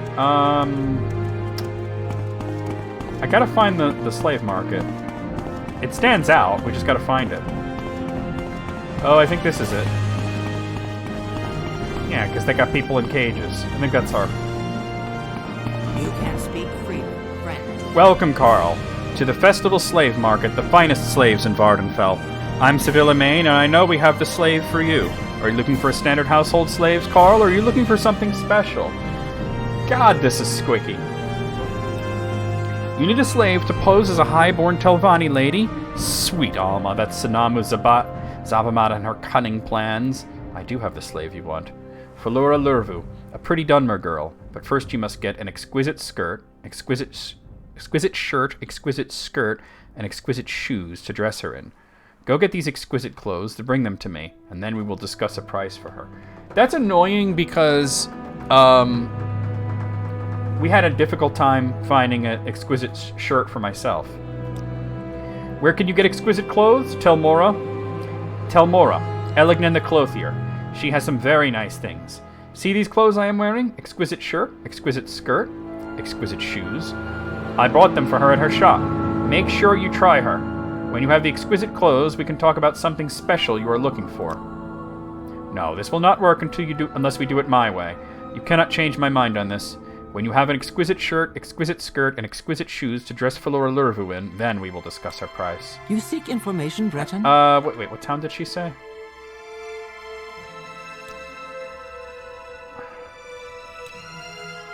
Telmora. You also have to get, Telmora's up here, right? Yeah. You also have to get Telvanni Bugmusk for her. I believe there's a ship I can take to get there.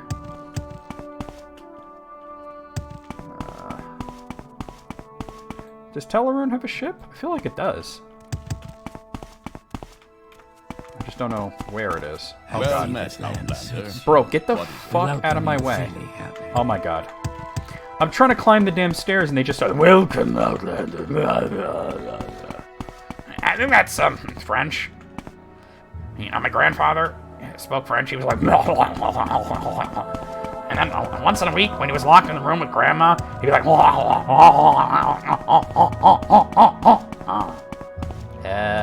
that's pretty cool. What does that mean? I think it means, this sucks, or something.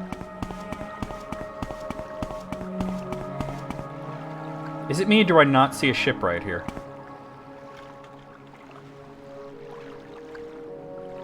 Bro, where's the shipwright?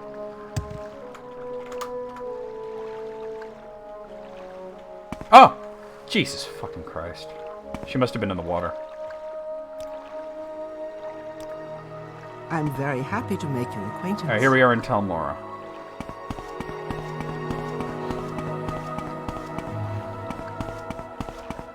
I'll see if I can get the bug musk while I'm here.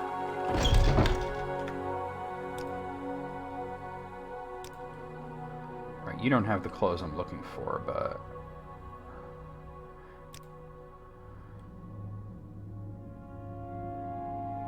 Unfortunately, you don't have Telvanni bug musk, I don't think. If there's anything I can... Greetings and salutations. Apothecary. Telvanni bug musk. Let's make sure we get that. 75? How about 60? Come on. Hey, we got it. Alright.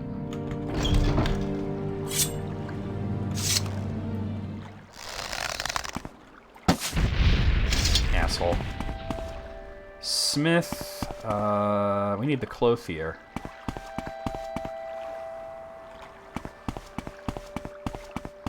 Because she's just going to send us back to get that perfume anyway. I have Trader, a feeling you and I are about to become very close. she says as I walk away.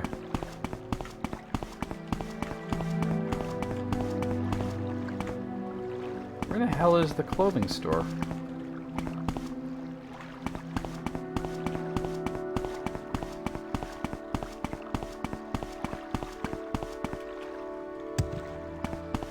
Erect indeed. The Covenant? That's like a bar.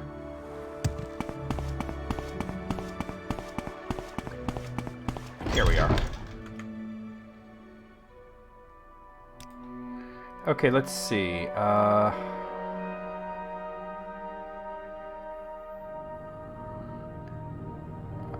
Exquisite stuff. Extravagant. No. Wait, we need exquisite shoes and a... Okay, we need the skirt. We'll get one of those. We need the shoes. And a shirt. 240? How about 175? Got it! And my mercantile skill just went up to 60. You're at the soup store. How do you do, Breton? Are you buying clothes? You think they look insect-like? I don't know. They did tend to have rounder faces in Oblivion. Alright, let's go back to Teleron. You think it's the eye? Yeah, I guess they do have, like, almond-shaped eyes. They did a great job of making all the races look distinct from each other. It's just the character models in Oblivion aren't really amazing. Alright, back to the slave market.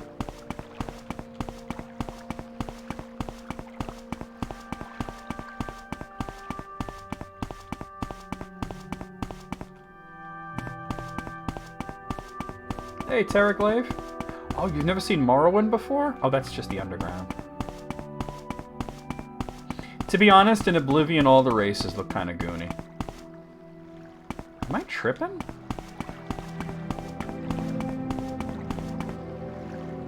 Oh, there's... I'm like, where's the rest of the town? I don't want to go through the underground. I think you're expected to do that. Oh, there we go. Almost. Oh, fuck off. Come on. I can make this. There we go. Alright, No, this is the Wizard's Tower. I just want to get to the slave market. Here we are. Whoa. Well, here's the town proper, but... This town has always been a little confusing to me.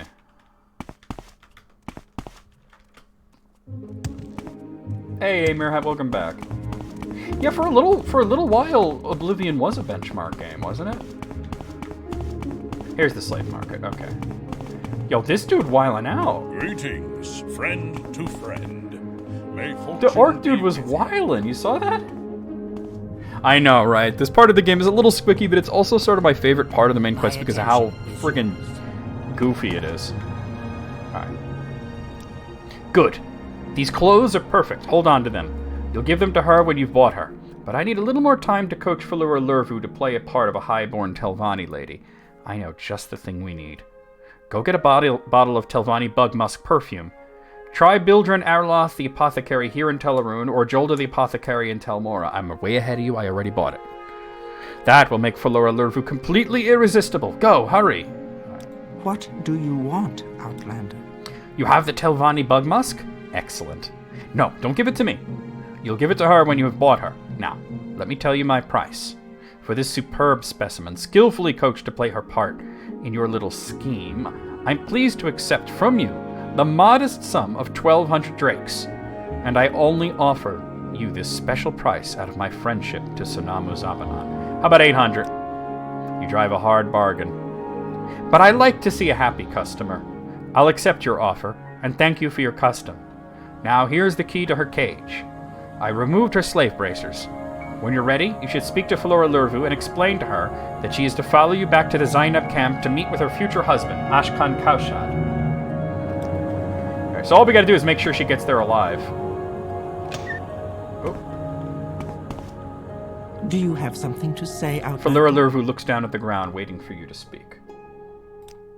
Yes, Sera. Philura Lurvu of Velothus Haven, daughter of Andrada Lurvu, Lord of Tel Lurvu. Pleased to make your acquaintance. See? Seville Maine has taught me well. I shall be a highborn Telvanni lady, and no one will know the difference, just like a lady. I admit, I'm a little anxious about marrying an Ashlander, even an Ashlander chief, but anything is better than being a slave, and I'm very tough and smart and determined to make the best of my chances. But Seville Maine said you wanted to give me something, some presents. Oh, Sarah, these clothes, wow, she changed in a hurry. They are divine. Such perfume. Only the very rich can afford this. It was like, I got a good bargain, don't worry about it. I shall do everything I can do to please you and my new master. That is, my gracious lord and husband-to-be. Come, I am so excited, I cannot wait. Let us travel together to Zainab camp and meet this Zainab lord. Are you ready now for me to accompany you to Zainab camp? Yes. Very well, Carl. Now you and I will travel together. When we have arrived in the Ashkan's yurt at Zainab camp, we will speak further about my new bridegroom. Yeah, Superman don't even change that fast. Alright, I want to make sure that I have my weapon out at all times, and I'm going to use the sword. Because, like I said, I don't want to get into a situation like what happened last time, where I tried to snipe out an enemy that was far away. And Orc clearing his throat just kind of gave me a jump scare there. Because, and I'll tell the story again, you know, I saw an Ogrim Titan in the distance. And she has no weapons. She's like level 5. She's very weak. As soon as the arrow hit the guy, and keep in mind, it's a long, long distance. I entered into a combat state with that enemy, and so therefore she did.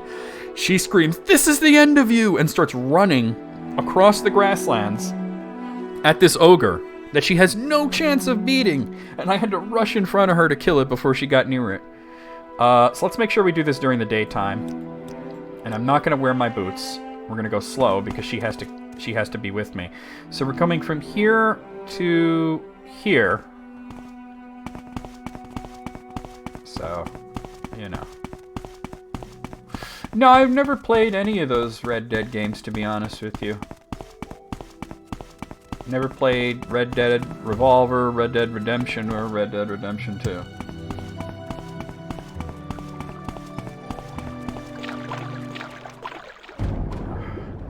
Where is it? Die! See? She's trying to throw hands at a slaughterfish. Now, she could probably handle a slaughterfish, right? But she doesn't have a weapon. Fuck. Where is it? There it is. Oh no, it's attacking her. Also, I didn't save it. Let me save it. Because if she dies, it's like we're locked out of the main quest and we'd have to do the back path.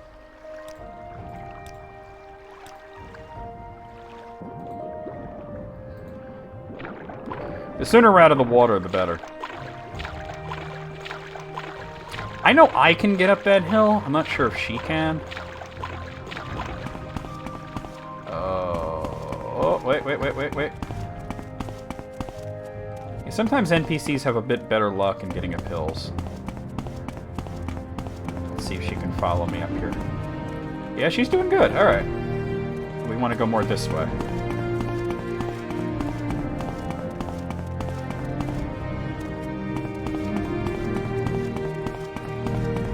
Here's the enemies I killed on the way here. The back path is a big pain in the ass. Especially since you have to fight Lord Vivek. Oh, great time for there to be a thunderstorm.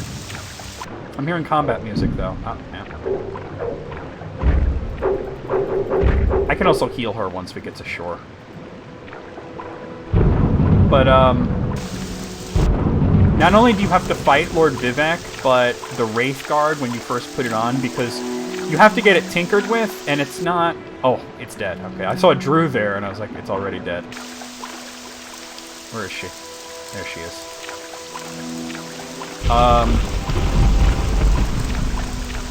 You have to bring Kagranak's tools to that one surviving dwarf. And, Dweeber, you know? And what happens is he kind of jury-rigs the Wraith Guard, and the first time you put it on, it permanently damages you for a large amount of health. So it can be very daunting to do the back path. What did I want to do? I wanted to see about healing her. Don't I have, like, healing hands or something? I'm actually not seeing a... You're on your own, kid. Alright. We still got a ways to go. And she's pretty fast.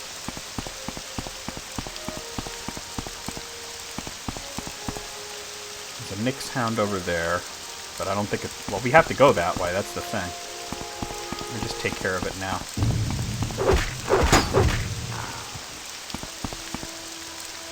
I figured it had the blight.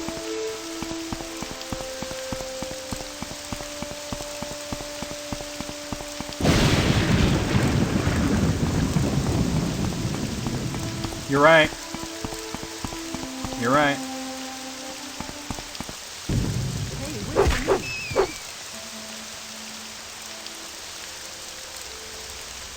Oh, yeah. Aule is one of the most interesting of the Valar. You know, him creating the dwarves is a fantastic story.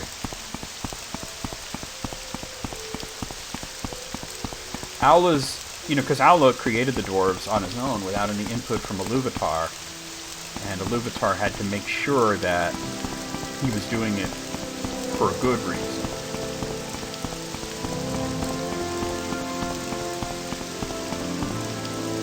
Still with me? Alright. Hey, Alice, remember when you said, and I agreed with you on this, that the official Morrowind guide had a lot of weird editorializing in it? I remember them saying that, like, they actually said that she's, like, super hot. And I'm thinking, like, imagine thinking that about this blocky-ass character now, right? Maybe they had better bodies mod, I don't know. Is that an owlet? Or is it Guar? I think I can kill it in one shot. No. I could kill it in one shot if I actually hit it. Your hope is they were trying to be funny? It didn't strike me as funny, that's the thing. We haven't run into anything serious. Luckily, I think I killed all the nasty enemies around here. You could tell where I'd been through here not long ago. I mean, here's a dead Nick sound. We're pretty much there. It's just, this is one of the... You could see a campfire over there. It's probably one of the more hostile... That might be the Ashlanders I took out on the way. Am I heading the right area? Yeah, okay. So I did veer along the way to take out some hostile Ashlanders.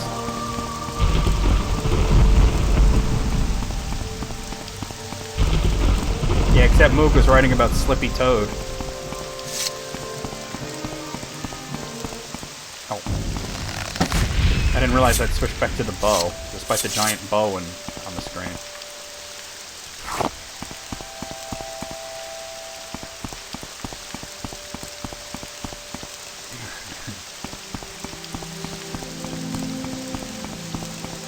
Well, we can see the Zainab camp, so we're pretty much home free. You're probably right. What? That's not it. That's a bunch of rocks. Oh, hold on. There's an owlet. Oh god, I missed. Oh, this isn't good.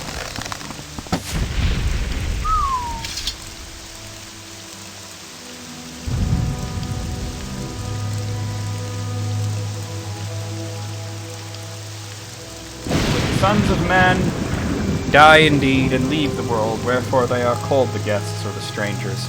Death is their fate, the gift of Iluvatar, which as time wears on, even the powers shall end. Powers refers to the Valar, by the way. So they're saying that because men can die and pass from Arda and be with God, even the Valar would be like, damn, I wish I could leave.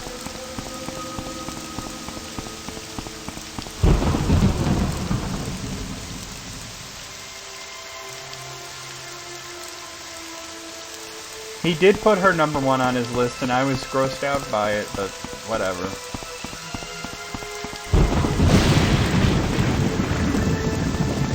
Did you ever hear the passage of the creation of the dwarves, Amir? I might actually just bring that up for you. Hold on. Wait, hold on. Where's my digital Silmarillion? There it is. I grabbed the book, but then I'd have to find the right page, right?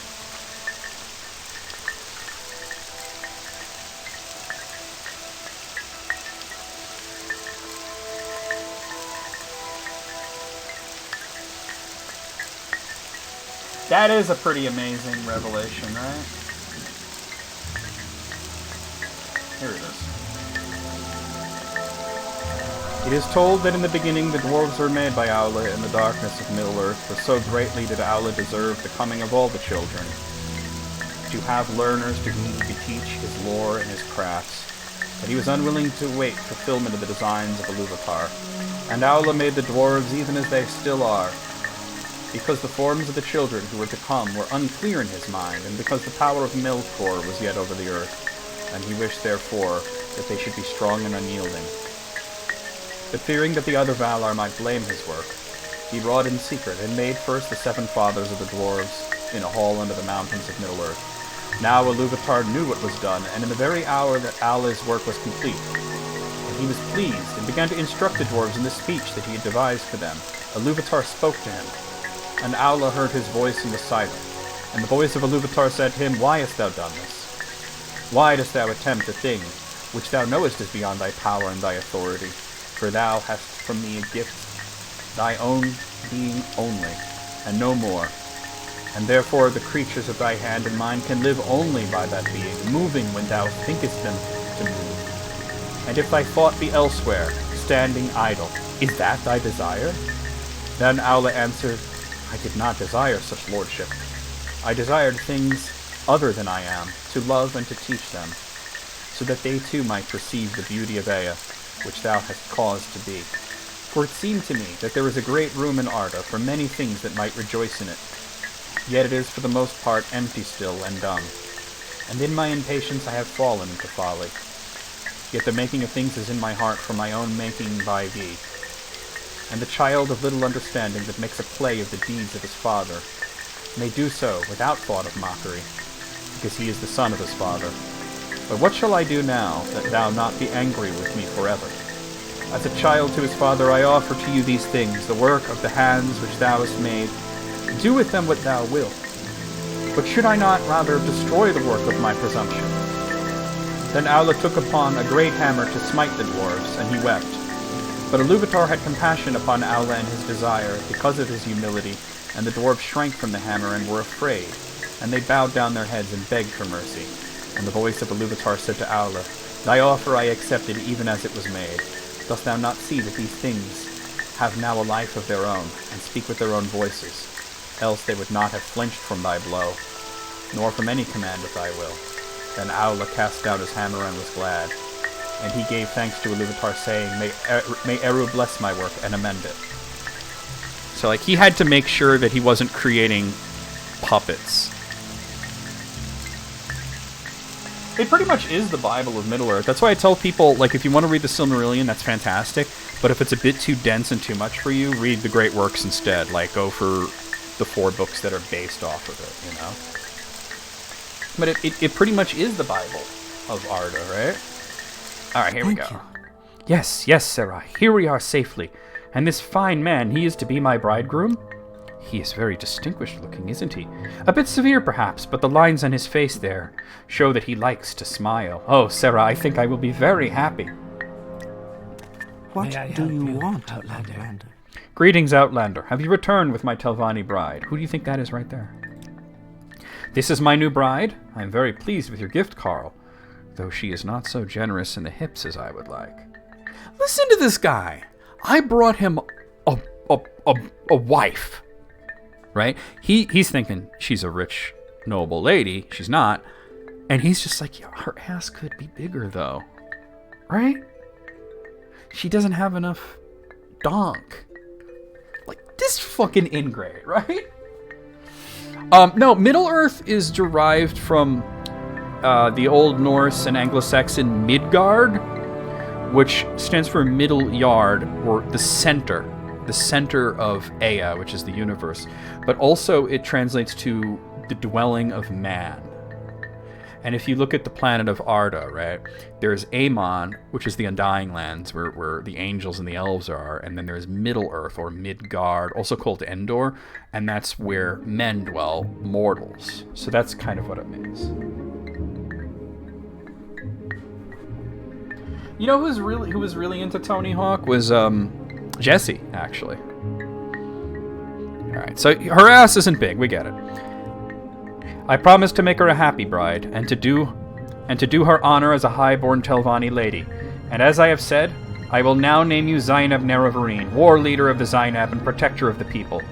I must also give you the Zainab thong, an enchanted. He give me a thong. He give me a thong. It's a sandal or something. The Zainab thong. It's not too stupid for Cora, but I did just answer that exact question just last week. The Zainab thong. An enchanted heirloom of the tribe, which shall be assigned to all Dunmer that the Zainab have named you Nerevarine. Yup. Yes, Sarah? Okay, wait, I think if you talk to him again, he knows that I fooled him. Hold on, I gotta find the right thing to get him to say it, though. I'm not saying anything. Oh, I already did that. Ghost Gate, Healer, Hospitality, Lamest Rooms,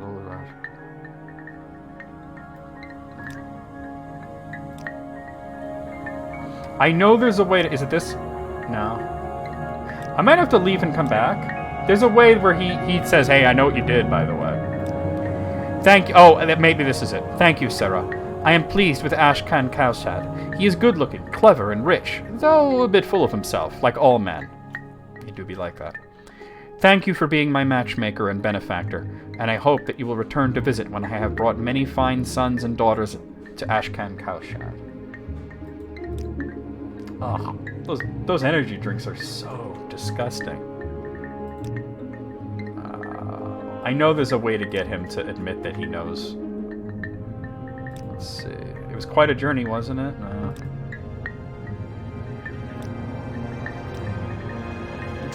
He sucks sometimes with men, am I right? You seek information, Gretton? I feel as though I should I know. know for a fact that he says something like, hey, you, I know what you did. It's something like that.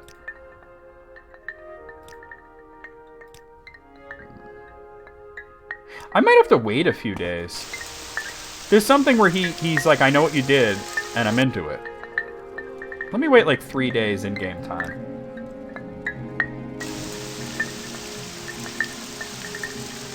Oh my god. And I know that Moogle eats mozzarella sticks all the time.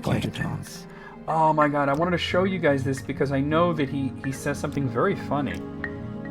You know what? It might be after I become Nerevarine of all 4 tribes. Let me look this up real quick. Let me look up Cowshed.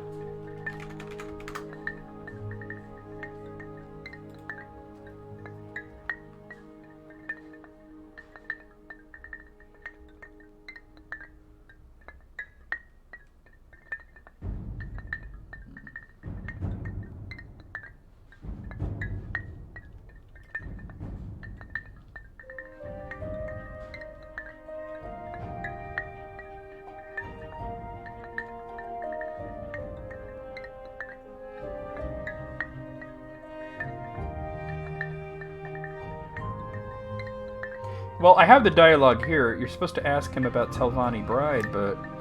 Oh, here it is, here. Psst. Outlander, do not think me such a fool. Of course I realized you have tricked me. I do not mind. In fact, I think you are very clever to hoodwink the chief of the Zainab. And I think that maybe such a clever Nerevarine is not such a bad thing at all. Besides, now I am much happier with this fine young woman than I would have been with a stuck-up Telvanni lady. And here is a little gift from me. Perhaps when you wear it, you will think of Falura Lurvu and me. And he gave me the wedding gift. The Ashkan's wedding gift. Warriors, come out and play!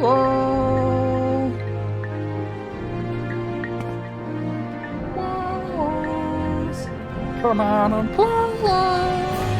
I gotta do the thing correctly, though. Where's... I don't have, like, little bottles to do it, but... Oh, sorry about that. Warriors, come out and play. I know, right? Yo, why did the chat just refresh again? Are y'all having any issues? Like, y'all know, it happened twice today. That, yeah, that's weird. Sam's real name? Sam is Sam Samwise. I mean, he doesn't have like a different name in a different language.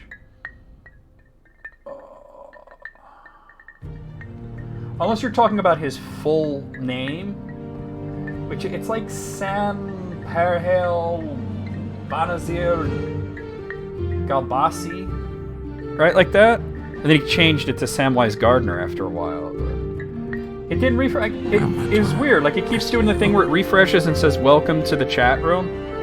Alright, so let me head back because we'll want to get the advice of Nabani Mesa on the final of the 4 tribes.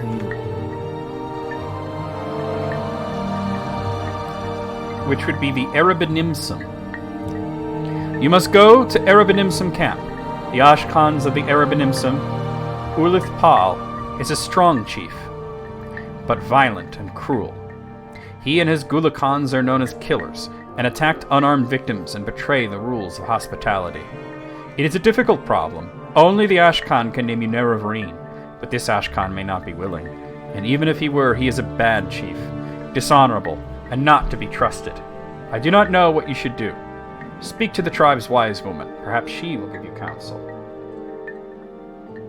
Well, I did say Banazir? Yeah, I did say that, didn't I? But it's not that that's his real name. Because it's also Perhal. It's he's got like a long name and it's shortened. But you would say that it's not even English, you would say that it's Westron, really. Okay, so Erebenimsum, I think they're in the south, like down here?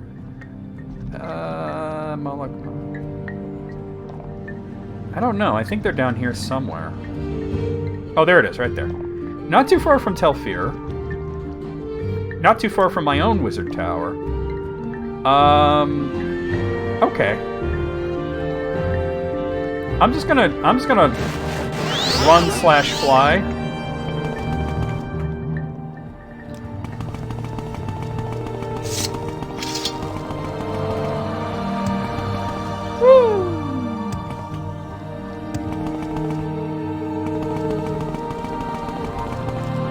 You know what, though? It might be best to just go to Cool and take fast travel from there. Right? Because I can get a Silt Strider, and... where is it? It's here. Right? Or I could just take a boat to Sadrith Mora, right? Let's do that. I'll take a boat to Sadrith Mora. You know you're strong when the Betty Netches don't try to attack you. That's it. Dickhead. Why am I still hearing combat music? Oh, there's a rat. There was a rat. You dirty rat. It is the most fun, too. And the Wizard Tower is definitely the coolest of the three.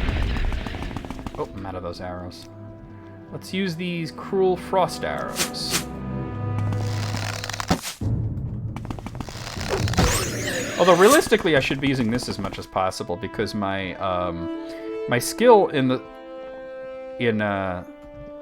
marksman is already maxed at 100. We're close with Shortblade. We're at 99.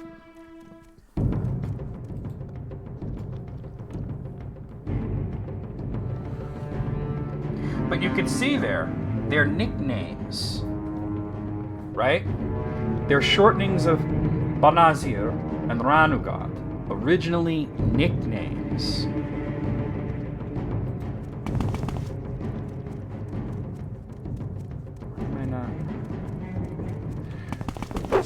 Tolkien was a bit of a troll with that shit, you know?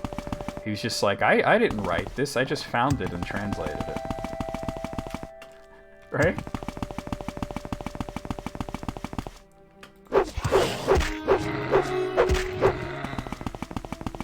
I didn't write The Lord of the Rings, I found it in a cave. Frodo wrote it.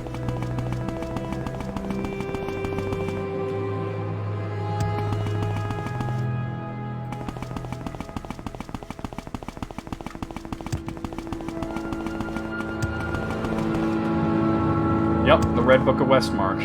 Oh, that's gonna hurt. Ugh! It's fine, this is fine. Yeah, we actually only one more level left in Short Blade, right? And I'm at 59%, so... Woo! Oh, fuck off. You paralyzed me. It's like, as soon as I'm unparalyzed, this arm's coming down. Westmarch is the region that was to the west of the West Farthing in the Shire, and Aragorn actually made the Shire bigger when he became king. He added the lands of Buckland and Westmarch, and then over time, the Shire in general became known as Westmarch, so it became the Red Book of Westmarch, which was the book that Frodo wrote in, and Bilbo had written in, and Sam had written it, and Faramir, not Faramir, not the Gondor guy, but Pippin's son, Faramir. And I think Éomer's grandson wrote in it too, because he wrote The Tale of Aragorn and Arwen. Alright, here's a Silt Strider. We're gonna take the old stag over to, I guess, Aldrun? Oh, and then Vivek. No, Balmora first. Why walk when you can ride? And more specifically, England. Vivek. Where would you like to go? And I go, whoa! And then I'll switch to boats and we'll go up to Sadrith Mora.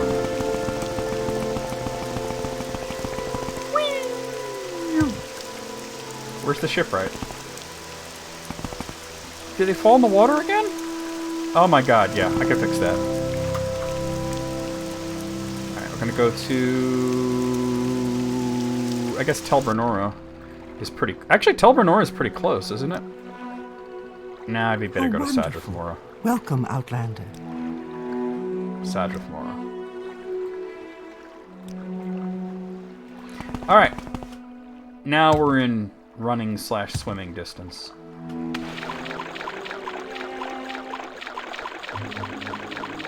Oh, I just realized I should do this. Cool. Whoa, whoa, whoa. Come on. There we go.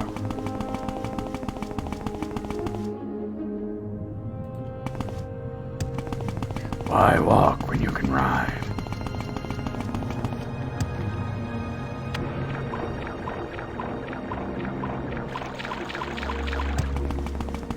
Take the meat bridge. It's right here.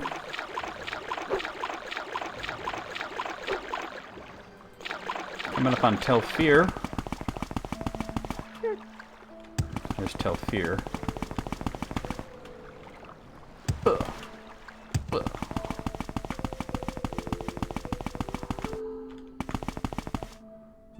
It's pretty much a hop, skip, and a jump over to the Urban Imson camp.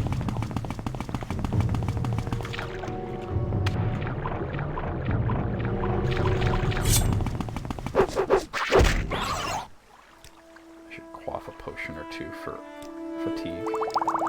What did I just do?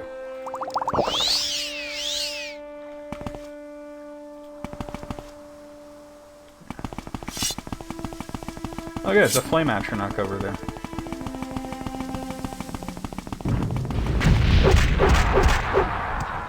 Dick.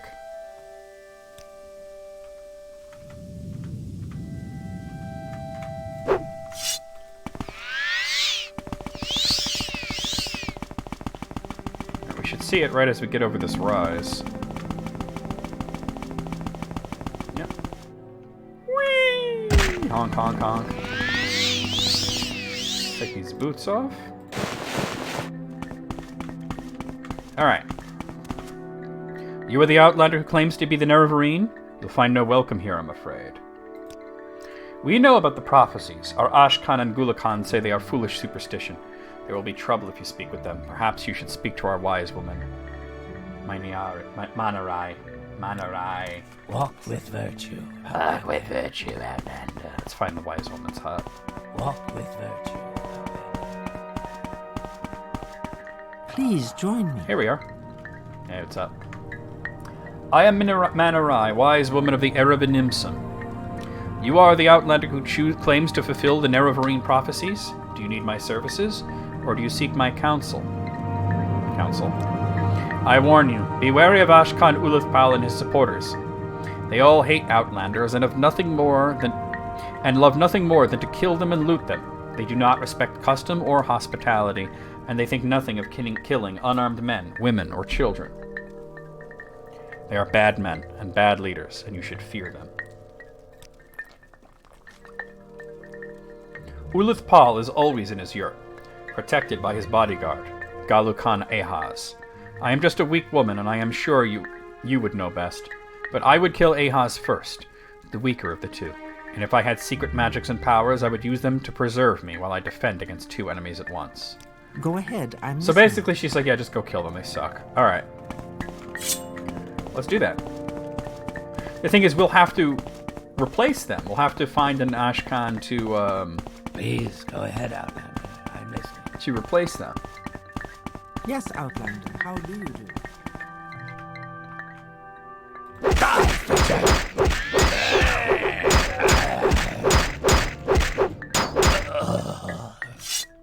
Done. She's wise. She knows that there's no convincing these idiots. Interesting war axe, but I obviously don't need it. Alright, let's go talk to her again.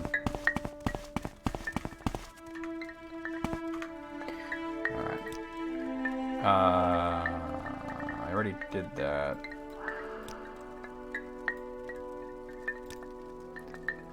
Many of our tribe believe these prophecies to be no more than foolish superstition. I do not know myself what to think.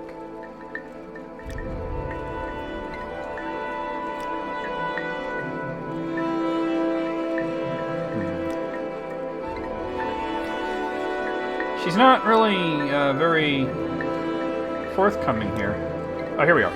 You wish to be named Erebenimsum Nerevarine? Never. Not while Ashkan Ulathpal and his war-loving Erebenimsum live. They don't, but okay. They all hate Outlanders and are proud and haughty, and will never suffer an Outlander to rule them. If you would be Nerevarine of the Erebenimsum, you must kill Ulathpal and his supporters, the Gulakans, Alhaz... Oh, I gotta get these other guys. Renabi and Ashu-A. Then, you must help me make peace-loving Erebenimsum Gulakan Han Amu and our Ashkan. Ashkan Ham Amu could then name you Nerevarine Erebenimsum. But before anything else can be done, you must first climatate Ulathpal and his supporters. Then you should come speak to me, and we will discuss further how you might be named Erebenimsum Nerevarine. So I gotta get Renabi and Ashu-A as well. Alright, they're probably in the same area. May I help you, Outlander? Renabi. You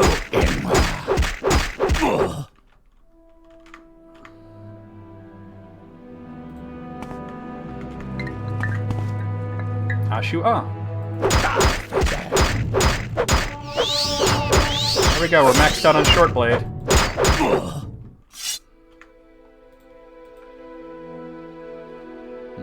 So the only skills left that could level me up are, light armor, mercantile, speechcraft, restoration, athletics, illusion, and sneak. So combat, other than getting hit, isn't gonna level me up much, but we don't really need... I mean, we're level 50, right?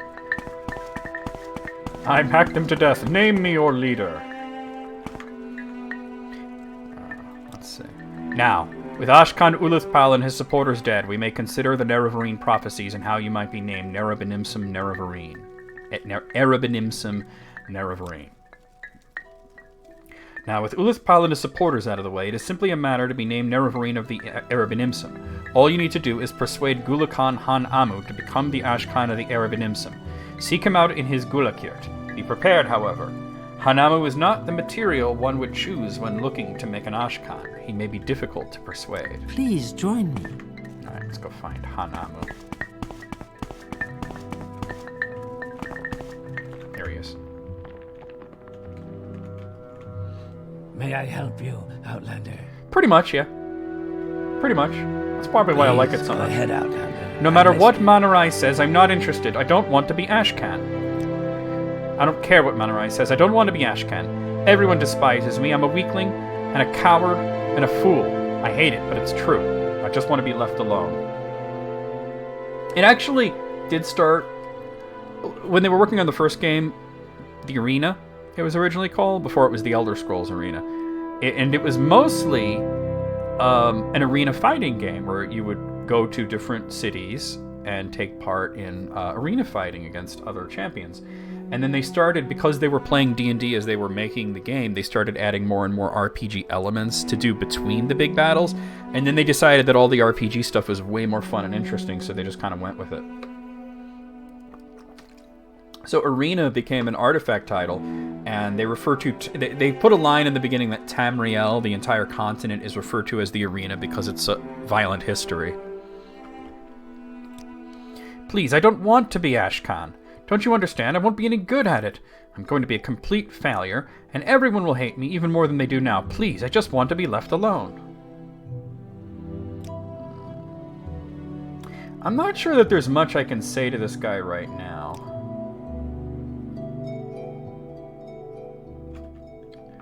Let's talk to you. Yeah, I'm not really making any headway here. I don't... Other than maybe raising his bar a little, 88 is pretty high. Yeah, right now it's 100. I don't think... yeah. I forget how to actually proceed with this. Here, name you Nerevarine. I am not the Ashkan. I cannot name you Nerevarine. Everyone says these prophecies are nothing more than superstition. I know nothing more about this. You have killed Ulathpal and his supporters? So you killed them. Just because of these prophecies? You are mad, I tell you. I am not the Ashcan, and I do not want to be Ashcan.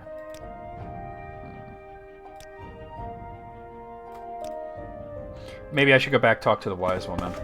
I forget how to proceed here. We'll figure it out, but... You've got no confidence, you're right. If you hope to persuade Hanamu to become an Ashcan, you must find some way to give him strength, willpower, intelligence. Hanamu is unpopular with the tribe, and he knows it.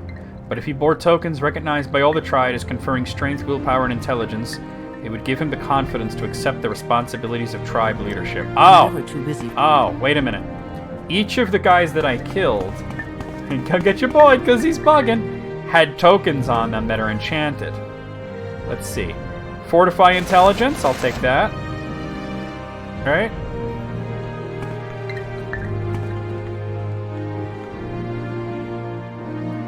Shield? I don't know if that helps, but it's the only enchanted thing he had. Fortify willpower. Fortify strength. Okay, because those are the things she mentioned. I have to give the tokens to him. Oh. Catch a train. I'm in the wrong place. I'm sorry. I'm sorry. My bad.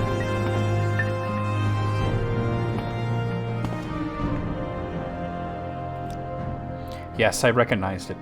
Renabi wore that robe, the robe of Erudan the Wise.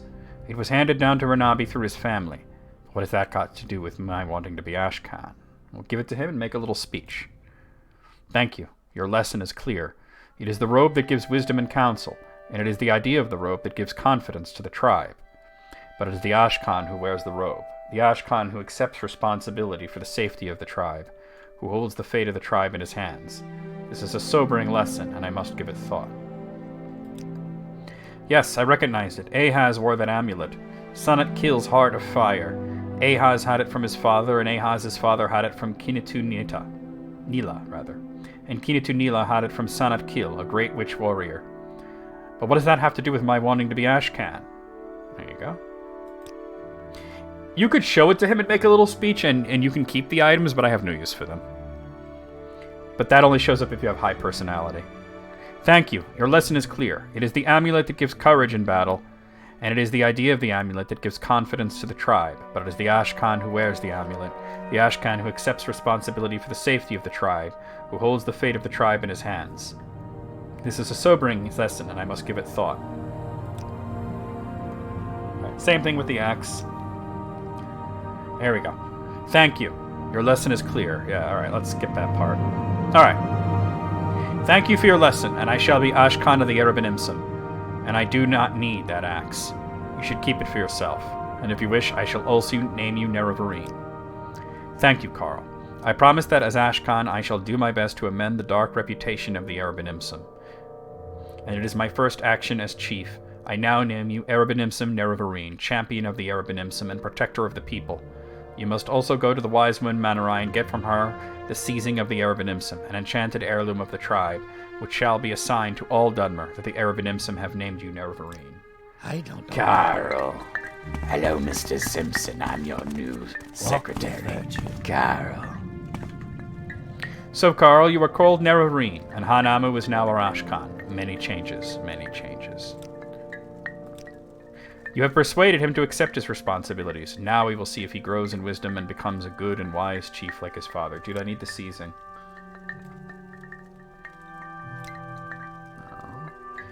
Oh, here it is. Okay.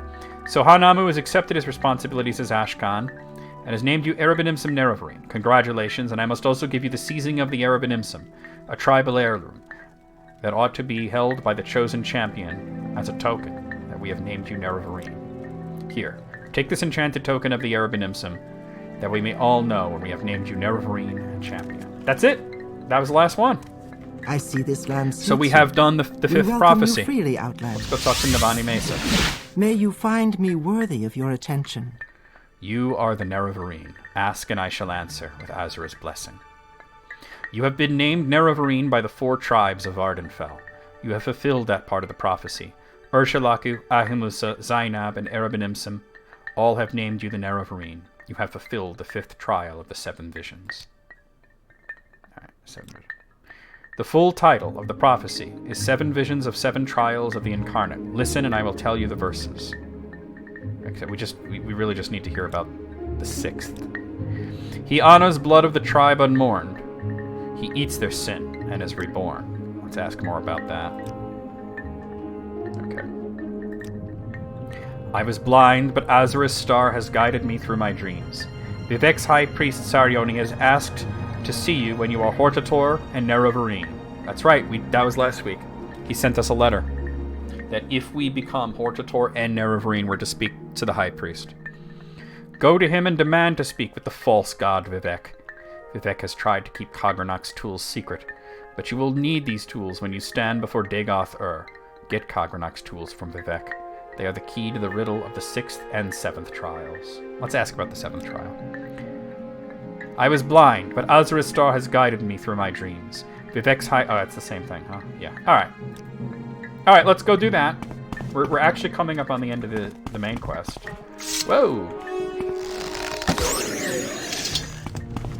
Of course, we still have the expansions to play, right?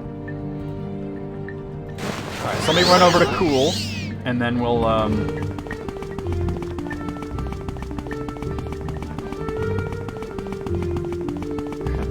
Alright, I gotta face an evil god and stuff, yep. You know, when the first time I played this game, I was very young, right? I was 19, I was playing this game, and... Whoa, hello.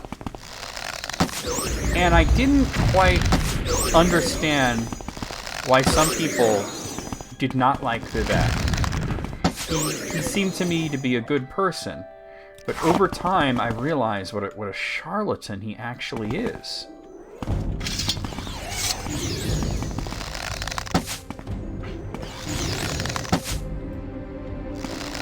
And that's like how layered this game is made. Using frost arrows on a frost atronach.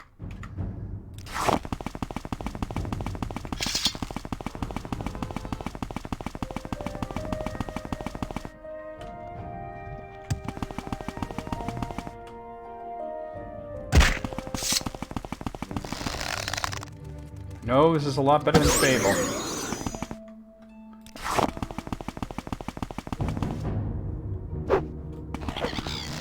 I knew there was a clip racer around.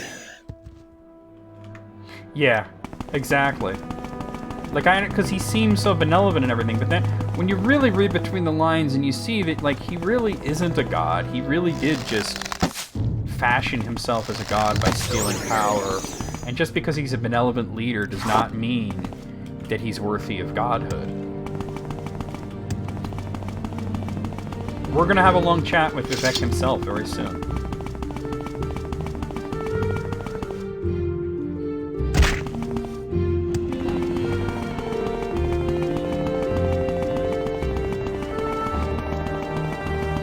But they will have need of wood. So that's interesting that you just read that part, Amir, because I just got asked about that on Quora not long ago, where somebody asked why there is no mention of the Ents. Yeah, you can confront him. You can even kill him if you wish, although I prefer to let him live and lose his divinity and his power over time and let the Ministry of Truth crash directly into him. To me, that's more fun than just killing him, right? But anyway, I was just asked on Quora very recently about why there's no mention of Ents in the Silmarillion, and I pointed to that exact passage as saying that they do mention the Ents, they just refer to them by the more formal title of Shepherds of the Trees. Alright, I'm in Cool. Where's the... There's a boat here, isn't there? Because you can get to Solstheim from here.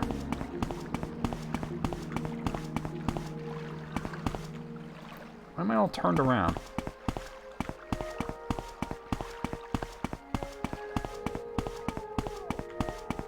I'm tripping, aren't I? I mean, I could take Silt Striders, but here we go.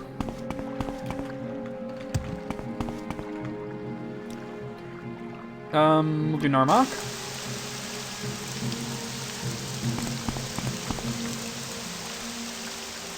Ode. I don't know where to begin. It is such an honor to meet you. Vivek.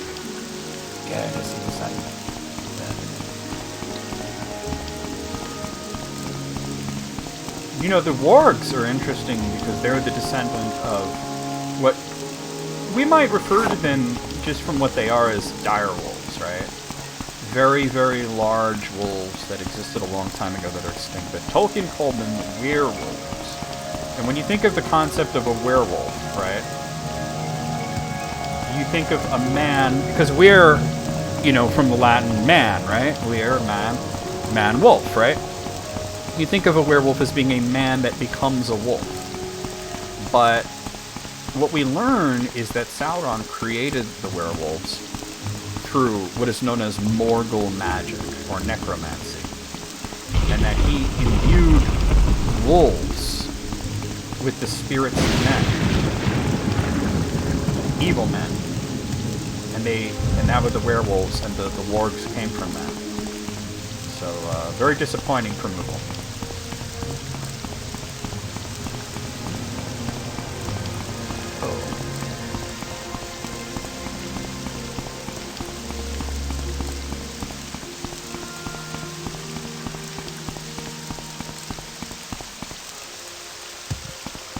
Yeah, hopefully it does wind up being a good thing. I just hate some of the things that they've done, right?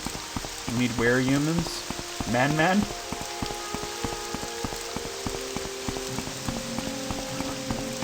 Moogle wants to know about the thinking fox. So I believe this guy's up in the High Fane, which is up here.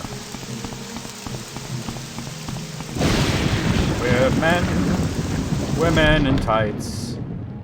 We roam around the forest looking for fights. That's I have heard of you, Outlander. The guy we're looking for is what's his name? Saryani, right? Yeah. Oh, that's outside. I don't know where to begin. I think he has an office in here somewhere. I am blessed to be at your service. And I think this might be it. Yep, here he is, Tholar Saryani. Let's have some privacy as you speak with him. Yep. We're here to discuss the Temple's doctrine on the Nerevarine, Carl. The Temple must protect the people from false doctrines, and your association with Imperial intelligence makes your motivations and integrity suspect. But you've been chosen Hortator and Nerevarine by the Dunmer people, and we have reached a crisis with Dagoth. We can no longer defend the people against the Awakened Sixth House. You and your prophecies may represent our last hope. Our situation is desperate. I would rather have you hear the details of our situation and the circumstances leading up to that situation from Lord Vivek himself. He has asked to see you. Would you agree to a private meeting with him and hear in person what he has to say? Yes. Good. Here are 2 keys. One to the private back entrance of my quarters, the other to a locked entrance to Lord Vivek's palace. I regret that at present the Ordinators are not completely under my control, so for now I ask you to avoid confrontations with them. Lord Vivek is expecting you. His lordship is remarkably patient, but perhaps it would be better not to keep him waiting. Then it just doesn't continue until you agree, or you could wind up just doing the back path.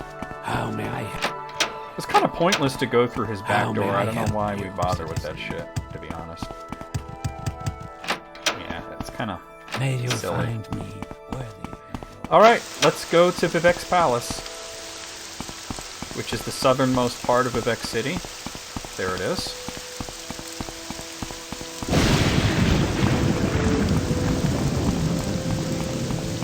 And you can get in here without the key. It's just one of the more difficult locks in the game, but it's no problem.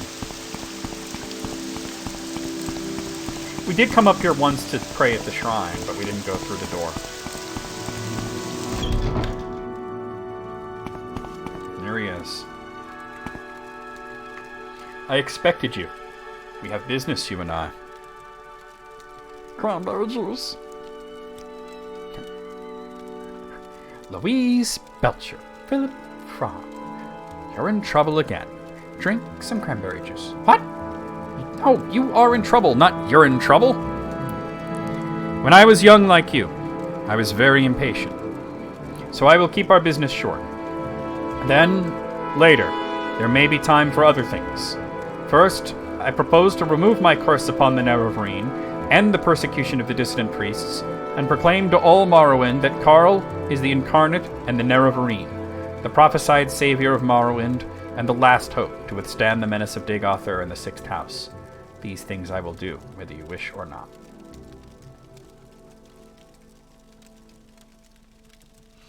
Well, I do the Quora writing. I do a lot of that, and I also have the YouTube channel, so I work a lot on that, and of course just take care of the house and everything, you know. I got a lot going on, you know, and I run the community. We got the Discord channel and everything, so I'm kind of like always busy, you know. Next, I propose to surrender to you the power and responsibility of defeating Dagothr. You may choose to refuse. I will not compel you. You will receive the power as a gift, in the form of an artifact called Wraithguard. You may accept the gift, then do with it as you will. You will receive the responsibility as an oath. You may give your oath, and then keep it or break it as you like. First, will you accept Wraithguard as a gift? You're in trouble. Yes, I accept Wraithguard. Good. Sensible of you. And now, will you give me your oath before all gods and men, before all spirits visible and invisible, before my honor and your honor, to dedicate yourself and Wraithguard to the defeat and destruction of Dagothr, and the preservation of Morrowind and its people? Yes. Not very sensible, but very good. I was hoping for someone who would have no hesitations about making such an oath. You will now have a brief, momentary sensation of time passing. Don't be alarmed. You are being taken out of time in order to avoid the unpleasant experience of learning how to use Wraithguard. It will be over before... There is a brief sensation of motion in total darkness, floating but without a sense of weight or direction. Pretty much, yeah. You know it. Now I will notify the temple that you are our champion. There shall be no more persecution of the dissident priests, and I hope both sides shall swiftly be reconciled. We have time for questions if you like, or you may leave as you wish. But I think there are at least two things that you ought to know before you leave. How to use Wraithguard, and how to defeat Dagothr. So basically, he gives you the Wraithguard, and he does this like cosmic thing where he draws you into some other realm and teaches you in a matter of seconds how to use the Wraithguard. If you're doing the back path and you kill him, you have to basically jury-rig the Wraithguard to work, and it's not very pleasant.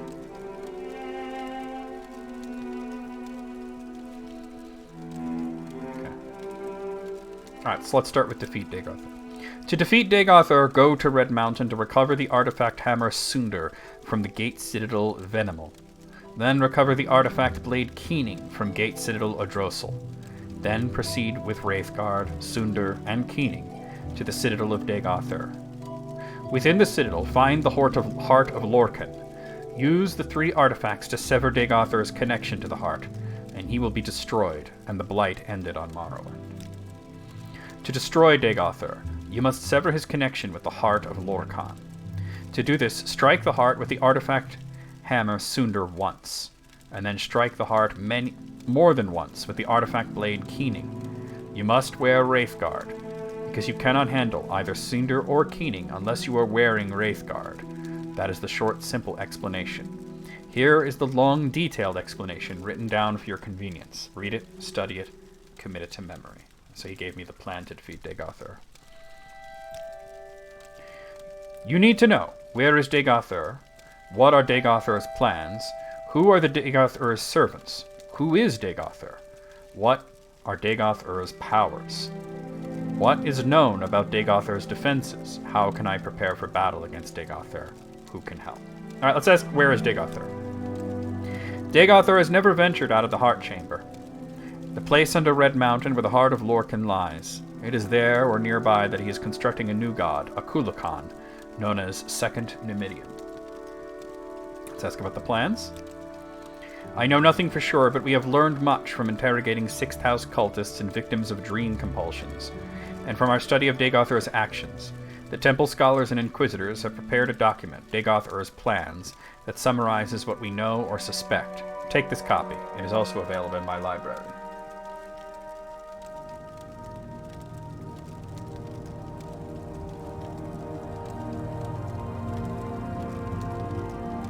Yeah, and Tolkien had an unusual relationship with the English language, you know? Although if there ever like a word or phrase or an idiom that you don't know, you could always like bring it up with us and we'll help you out with that. Alright, let's ask about his servants. Chief among his servants are his own 7 brothers, the Ash Vampires, powerful heart-rights and cunning sorcerers of old. These creatures appear to die, but always are revived in the heart. Somehow Dagothr has conferred some portion of his immortality upon them, or perhaps they sustain themselves through more conventional sorcery. Okay, let's ask about Dagothr himself. Dagothr is the former Lord High Counselor of House Dagoth. He was of Lord Nerevar's generation, older than we are, and a mighty sorcerer and enchanted in life. In his sustained shadow immortality, he appears to be a highly intelligent, severely deluded immortal monster, with unparalleled supernatural abilities. He appears, by turns, lucid and deranged, compassionate and bestial, profoundly wise and profoundly disordered. In short, he is a mad god. Let's ask about his powers.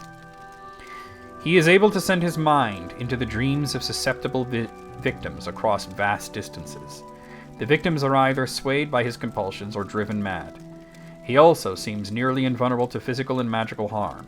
His flesh and the flesh of his followers evolves towards a mutable magical form. Dagothr and the highmost ranks can control the distorted manifestations of their flesh. Lower ranks lose control of their bodies and become mindless corpus monsters. Alright, let's ask about his defenses. Confer with the Ordinators and Brilliant Armigers garrisoning Garthgate for the latest information about the defenses of the Citadel of Dagothr and his heart-right kin. That's no big deal. Let's ask about preparing for battle. Prepare for war. Beyond the Ghost Fence, there are no safe places, no allies. Stockpile resources. Plan for retreat and replenishment. Quest for artifacts of power. Somebody's Twitter bio. I bet you June would put that in her Twitter bio, right? Who can help? Ordinators and Brilliant Armigers stationed at Ghostgate have the most practical knowledge of the nightmare world inside the Ghost Fence. Seek them, in my name, for counsel and aid. Let's ask about business again. Actually, I believe we finished our business. I will notify the temple that you are our champion. There shall be no more persecution of the dissident priests. But I hope both sides... we already read that. Okay, questions. Let's do this. You were curious. What really happened at Red Mountain? What really happened to the Dwemer? What was the Dwemer's sin? What is it like to be a god? Do I remember being mortal?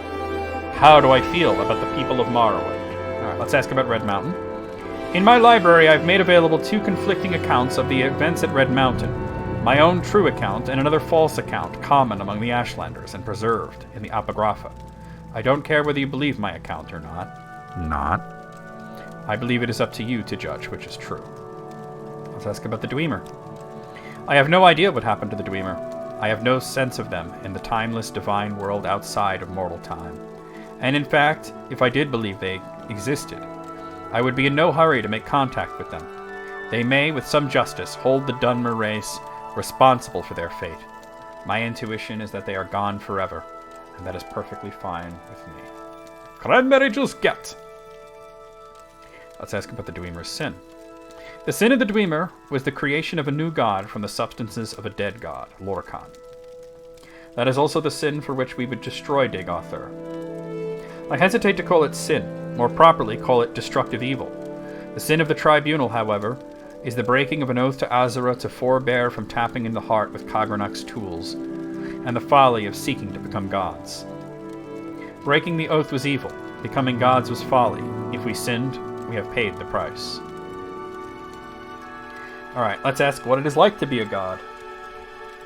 Crazy clown time? That doesn't sound pleasant.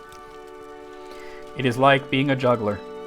Things are always moving, and you learn to know where they are without thinking about it.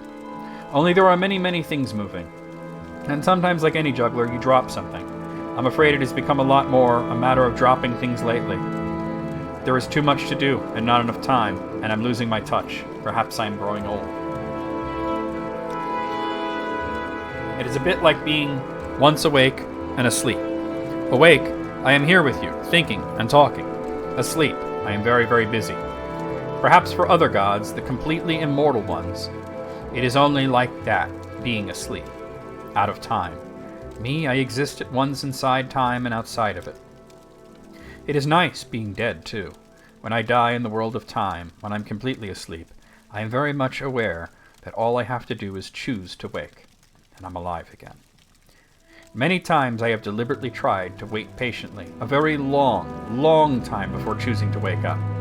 And no matter how long it feels like I wait, it always appears when I wake up that no time has passed at all. That is the God place, the place out of time, where everything is always happening all at once.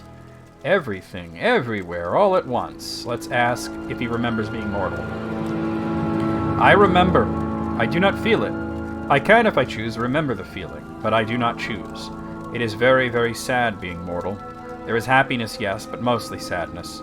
As I have said, count only the happy hours. For mortals they are all too few. But for gods, for me, there is no more feeling, only knowing. Not quite no more feeling. I still want to win. I want to defeat Dagothur. Perhaps I have lost the feeling of the people, for their suffering. I don't want that feeling. It is no use to me. That is no longer what matters to me. I only want not to lose. To lose would be very, very bitter. And let's ask him about the people of Morrowind. I love the people of Morrowind. I become a god to make their lives more comfortable and secure. I am most close to my faithful followers. I am literally in their hearts and minds. I feel the most sympathy with House Redoran. They are Dunmer driven by creeds and deeds like I am. House Indoril is closer to the compassion and sympathy of Almalexia, a comfortable and secure serenity. House Telvanni matches the disposition of my brother Sotha Sil, iconoclastic, profane, unconventional. House Hlalu reminds me of the future of the Dunmer, integrated into the sophisticated mainstream of traditionless, raceless, godless culture of the Empire.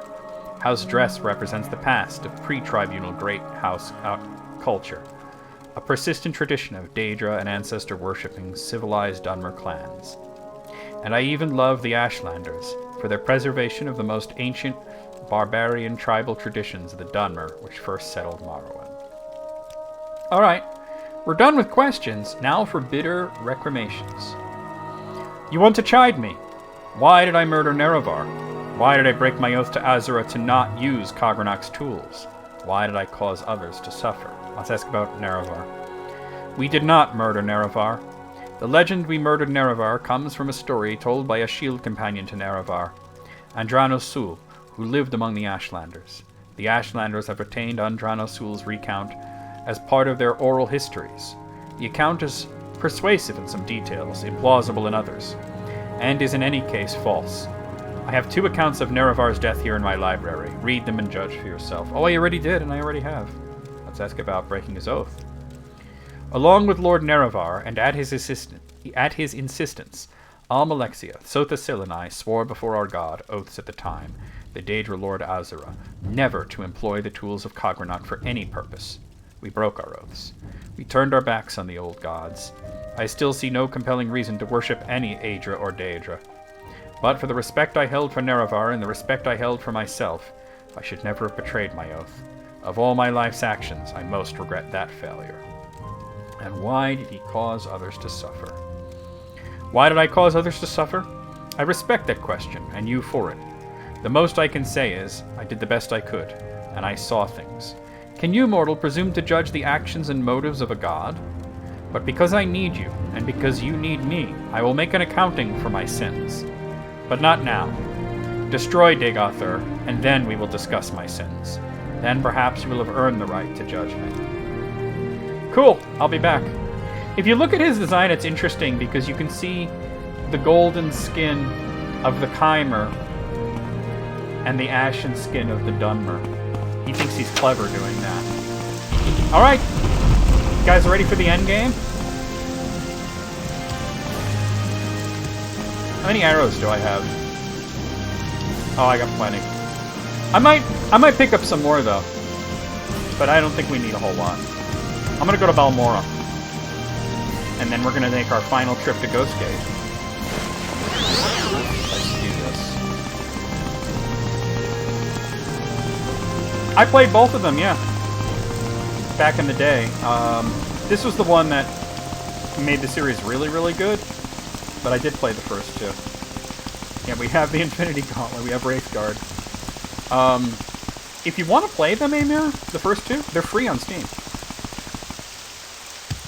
If you go on Steam, they're completely free.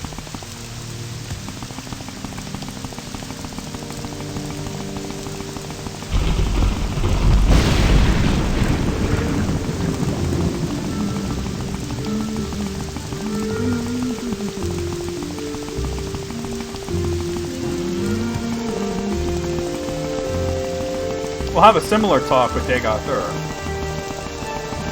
Are they necessary to understand the lore? No, not really, although Daggerfall is more important than Arena. You could start with Morrowind and be perfectly fine. The story of Daggerfall is actually quite confusing because of the whole Warp in the West thing, but if you read the book The Warp in the West in-game, it'll kind of explain it for you. Alright, we're gonna head to Belmora. We make a special. I want to pick up arrows, like more arrows before I go. Because I'm a little low. Not very low, but a little low. 200 chitin arrows? I'll be fine. 150? You know, you're going to give it to me for 90, I think. There we go. You flatter me with your attention. Because as much as there is an overall storyline to Elder Scrolls that basically leads directly to the most recent game, Skyrim, it's also true that they all stand on their own. That's because your internet is butt movable. I know. You use a frickin' sweet potato as a router, and it doesn't work out too well. Let me actually equip those arrows. They're the shitty arrows. But the bow I have is so powerful that it doesn't matter. You could probably shoot toothpick with it, and it'd be fine. It's so interesting that the weather is thunderstorm as I'm heading into the final area. Now, we're not going to go straight to Digathur because we have to get Sundar and Keening. An Ashiam? Oh, that's funny. Is it this way? It is this way.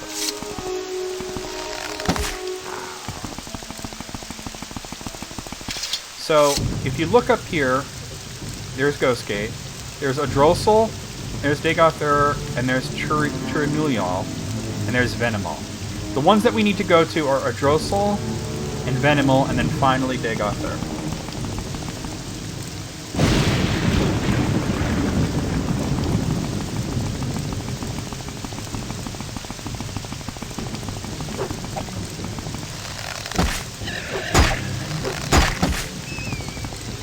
Daggerfall was a fantastic game. I do like Morrowind and Skyrim better, but at the same time, what made Daggerfall special was how much of an improvement it was over Arena.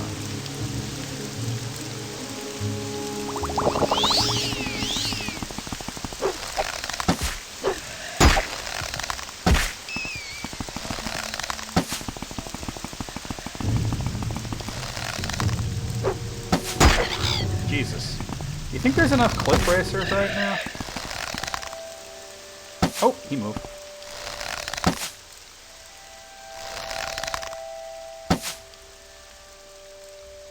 Did I get him? No. Oh, he's far away. Oh.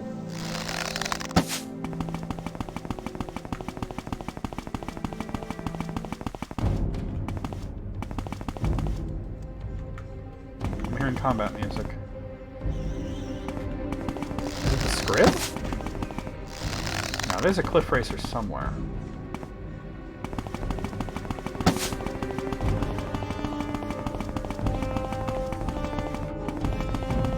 Not that big of a deal. Yeah, it's not a good entry point, you're right. Like, I would never say start with Arena or Daggerfall. I wouldn't even say start with Morrowind in this modern time. I would say Skyrim first.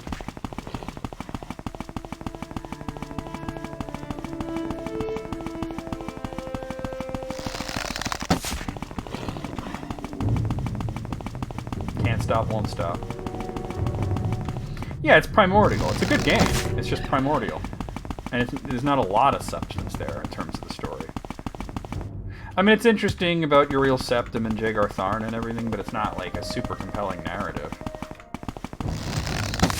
Nope, missed.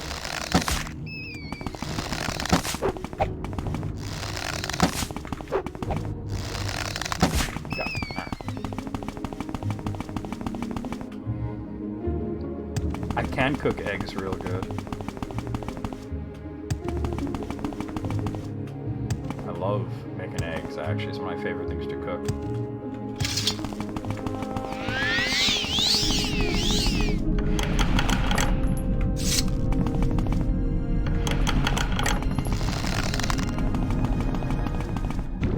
As I said, there's almost always an enemy right after you come through. In this case, it was like an ash ghoul.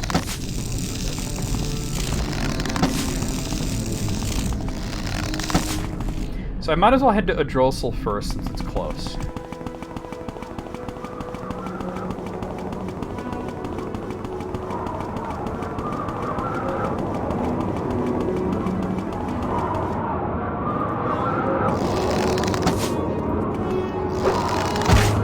Corpus Stalker, and I don't know how I got that guy when I was aiming at the Corpus Stalker, but I'll take it. Might be better to start flying at this point.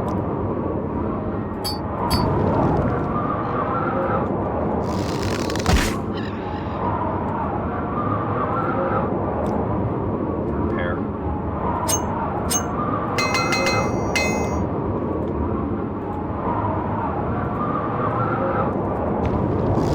Another ash ghoul? Two of them, it looks like. Once you get inside the ghost fence, it does become dangerous.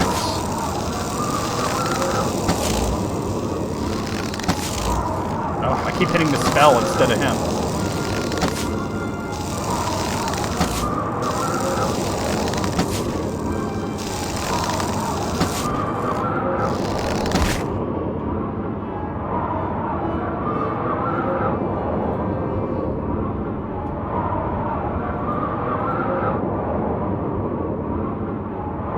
Should be seeing it.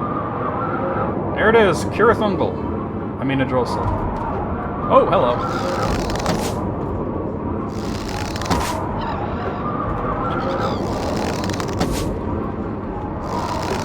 And if you think of the idea of Red Mountain, it is not that different from God, an Ascended Sleeper, from Mordor. So you've got the volcano, Orodruin, and the towers, Kirathungal, and Minas Morgul, right? It's not a one-to-one thing, but, you know. We gotta find the entrance.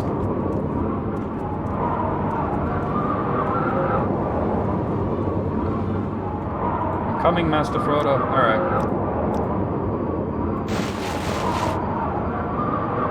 I need to take off this ring.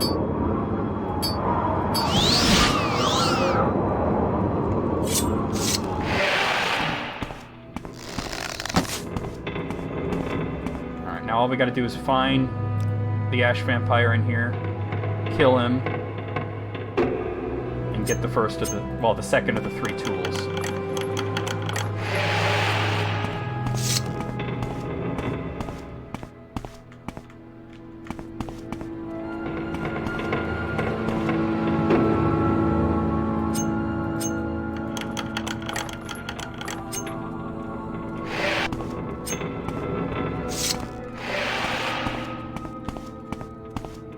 I hear footsteps. There's something nearby.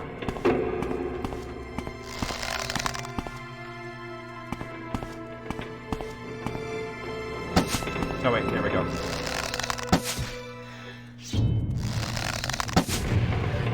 Oh, it's a golden saint? Shoot.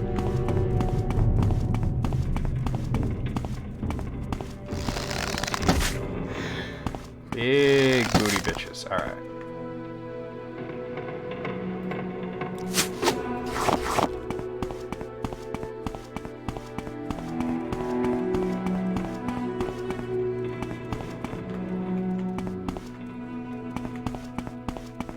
This ain't it, though. Tribunal's not super long.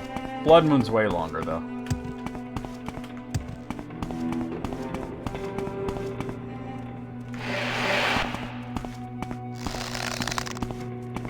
There's our guy.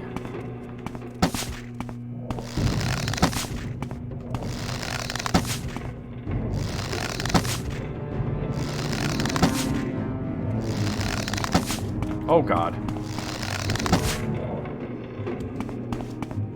Dagoth Ordros. Amulet of Hearthfire. He wasn't our guy. Oh! How you gonna do me like that?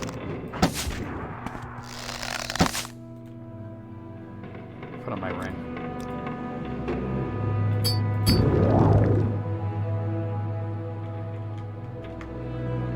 Bunch of arrows. I don't want the bolts though. I'll take the arrows.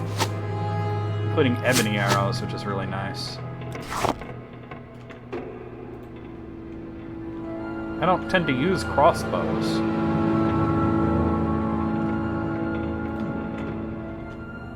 Alright, clearly I gotta find another ash vampire.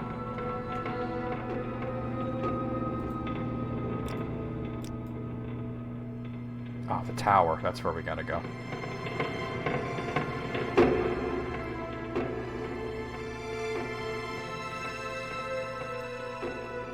I didn't see the entrance here, but... Oh, there it is. There it is. There's... Okay, there's Keening.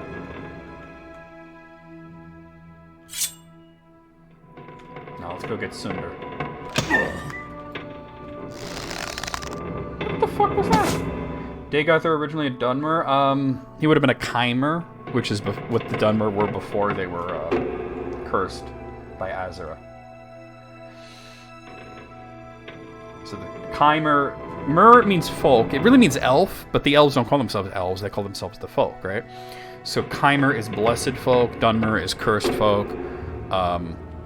Bosmer, wood folk. Orsimer, pariah folk. Dwemer, deep folk. Altmer is high folk. You know. Falmer, snow folk. All the different types of elves. I would say inspired by him, right? I wouldn't say stolen, but definitely inspired by him, that's for sure.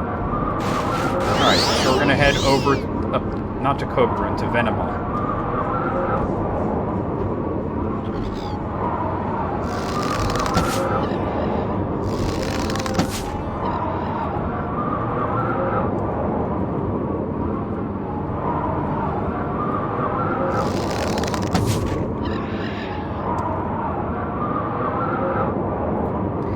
It can irritate me if it's not done well, and if it's thoughtful and interesting and has its own DNA, then I like it.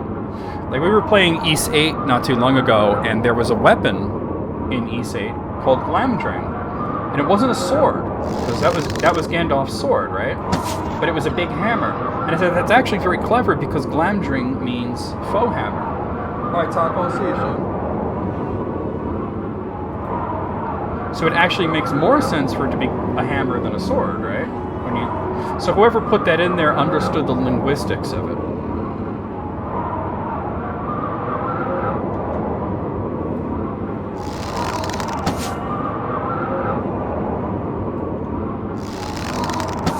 Oh, he moved.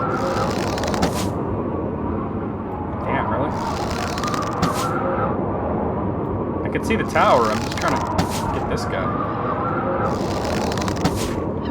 Doing this on foot can be a complete nightmare, by the way. You really don't want to do it on foot. If you can't cast a levitate spell, do what I did. Make a ring. Yeah, J.K. Rowling just took things with no regard for how she used them and if it made sense.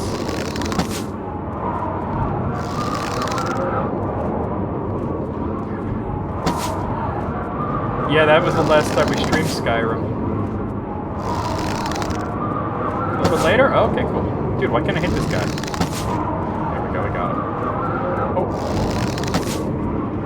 His hitbox is in a weird spot. There we go. I had to aim low. Alright, where's the entrance? I can hear something moving around. Oh.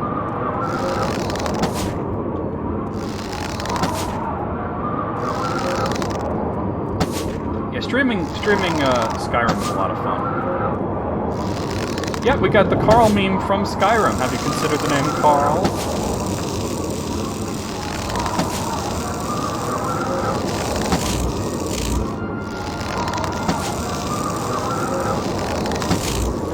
Ugh.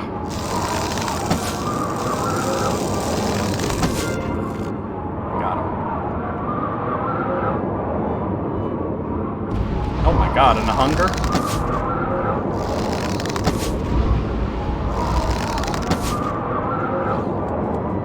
Here's the entrance. Yeah, ash ghouls and hungers and all kinds of crazy crap. There's an ash zombie. Or it might be an ash slave, actually.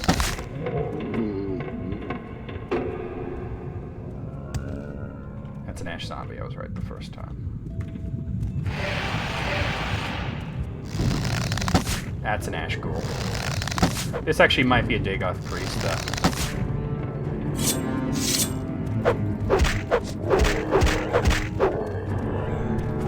Oh god, no, don't touch me.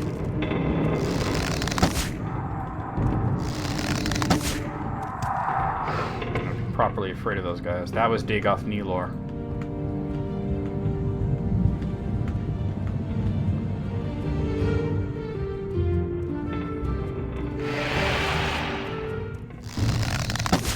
Zombie. Goombo, huh? You know what we're having tonight?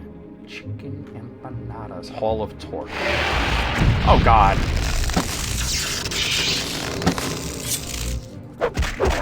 Freaking ascended. Oh, it's gotta be a big out of the That was rough. Citadel. That was Dagoth Felness.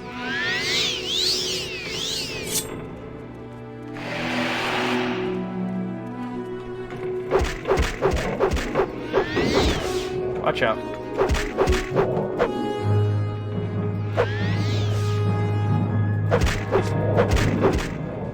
Got him. That was Dagoth Venom. And there it is. Sunder. Alright, let's get the hell out of here. We have all 3 of Cogranok's tools.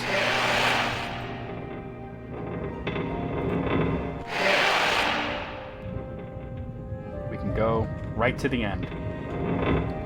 We're so hungry we could eat an Arby's.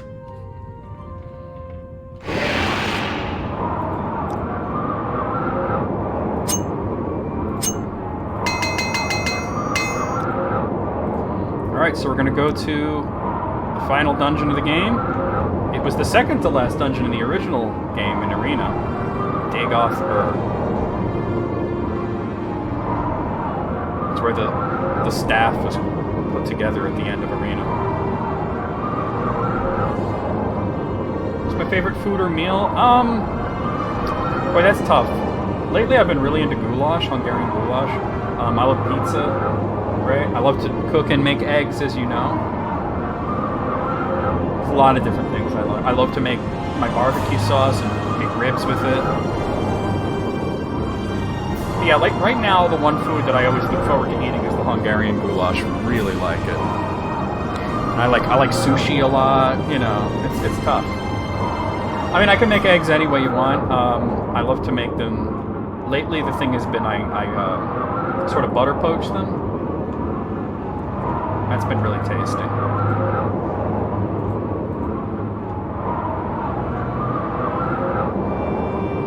Ask me on the Discord, I'll show you pictures of some of the eggs I've made. Here we are. We came down here once to get an item.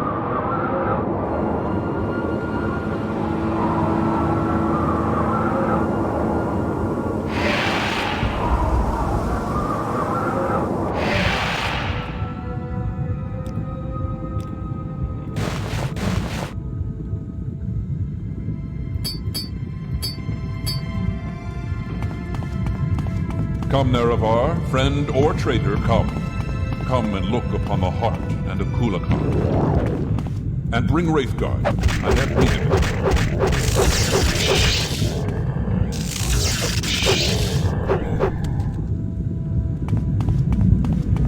it. Come to the Heart Chamber. I wait for you there where we last met countless ages ago. He said the thing, yeah.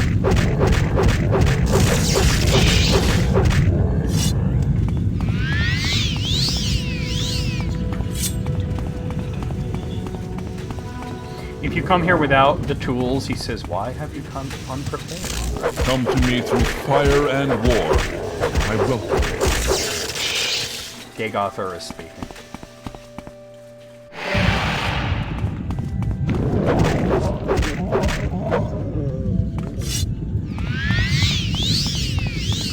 Welcome, Moon and Star. I have prepared a place for you. I don't want to go to the tower.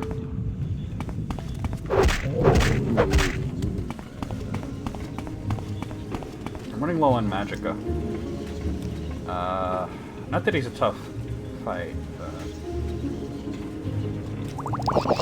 Come, bring Wraithguard to the Heart Chamber. Together let us free this cursed false gods. This is as far as I came last time, because I had to loot that guy.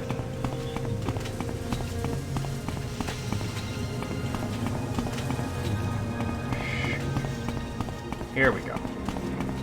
Welcome, Nerevar.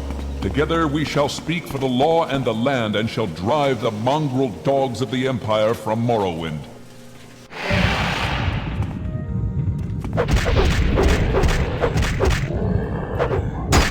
Yeah. That was Dagoth says. Oh, Bone Lord, really?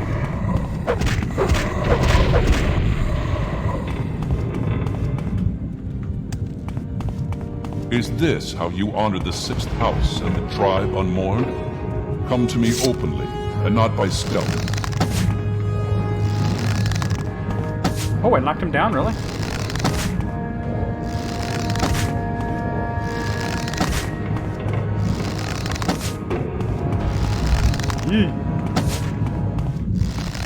Got him, alright. And that was Dagoth Gilvoth. Does he have anything? He has a ring, that's right. The blood ring? I'll take it just to have it. Analon. I'm not even using stealth. This guy got kind of far, huh? He was probably killed by that ash vampire that we just fought. Alright guys, here we go. We're gonna save it.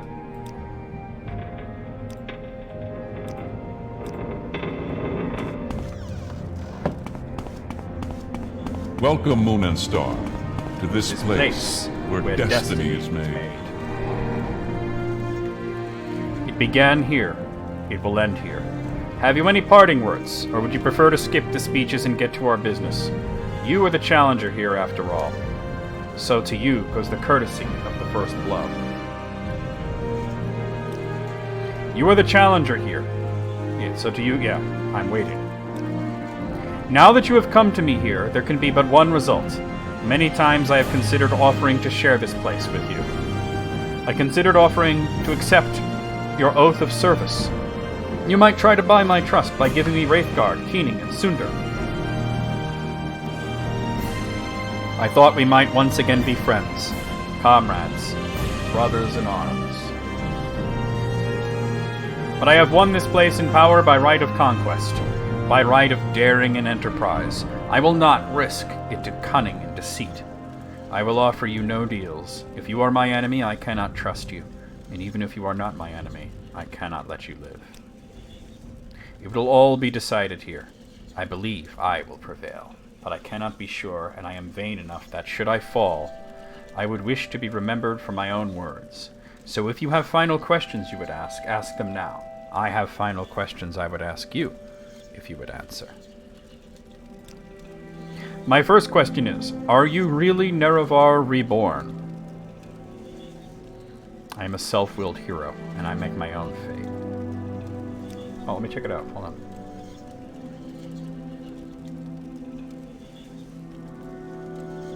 Dude, that's straight up Dagoth Ur. Right? It looks exactly like him. You are bold. I honor your independence. You are one to teach the gods their limits. I hope the bards will praise the glory of your death in song. My second question is, if you win, what do you plan to do with the power from the heart? Will you make yourself a god and establish a thearchy? That's a weird way of saying theocracy. Will you complete a Kulakan and dispute control of Tamriel with the Septons? Or will you share the heart with your followers, as I have, and breed a new race of divine immortals? I have my own secret plan for the heart. Well, perhaps there may be surprises in store for you yet. Or perhaps you obscure your plans on principle. Or perhaps you are an instinctive bluffer. No matter. My final question is, if I had offered to let you join me, would you have surrendered Wraithguard, Sunder, and Keening to me to seal your oath? No, I would never join you.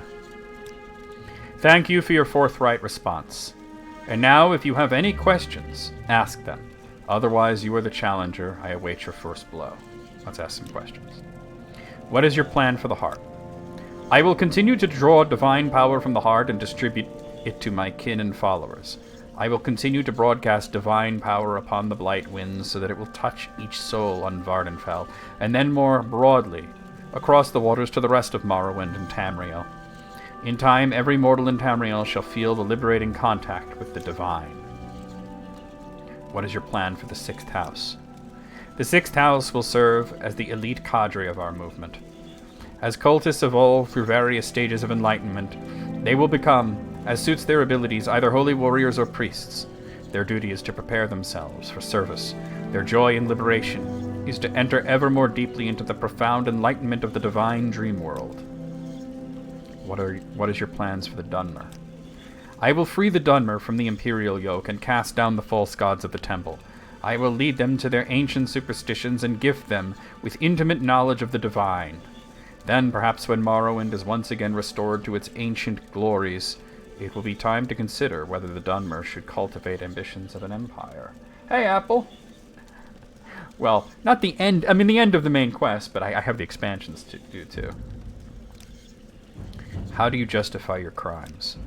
If by my crimes you mean the inevitable suffering and destruction caused by war, then I accept the burden of leadership. The 6th house cannot be restored without war. Enlightenment cannot grow without the risk of upsetting the tradition-bound and complacent herd. And the mongrel armies of the Empire cannot be expelled from Morrowind without bloodshed. As I have charity and compassion, I grieve, but our mission is just and noble. I'm going to go for about another hour or so, though.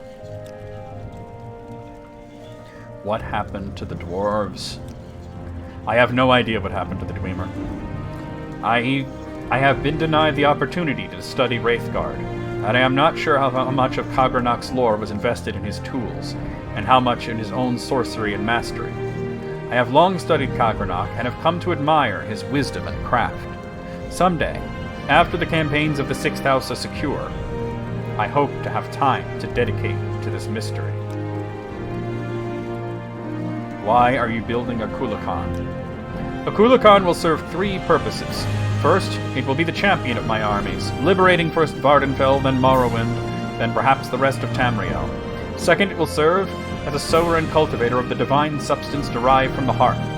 3, it will serve as the prominent banner and symbol of our cause, to defy the Empire, to liberate mortals from ancient superstitions, and to glorify our crusade against the gods. It's gonna be one hell of a check, huh? I'm finished talking. Defend yourself. Very well. If you are impatient to begin, go ahead. You are the challenger. To you goes the first blow. Okay. So, we're going to put on Wraithguard first. There it is. And we're going to equip Keening. That's what I'm going to use against him. It's not a very powerful weapon, but it seems right to use Keening.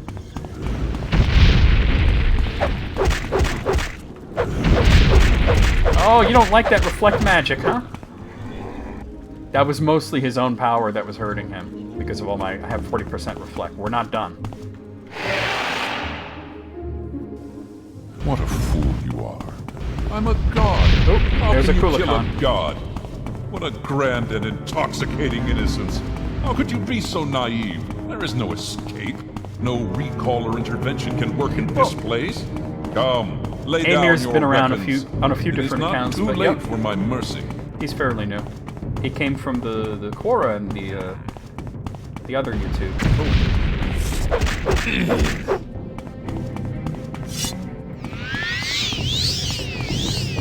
Yeah, it was just generic Morrowind music.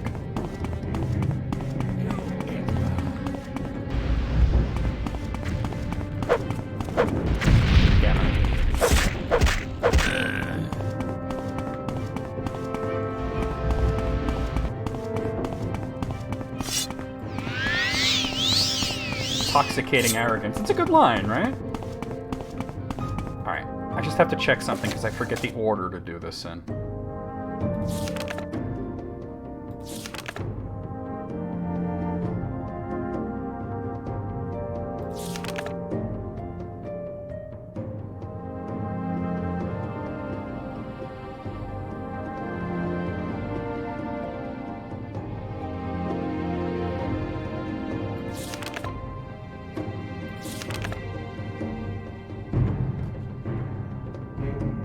Oh, man. I forget whether it's Keening then Sunder or Sunder then Keening. I think you do Keening first.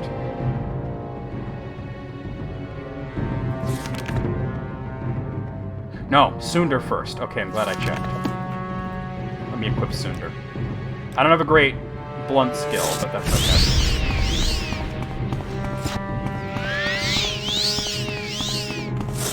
What is this effect I have? Oh, that's from Sunder.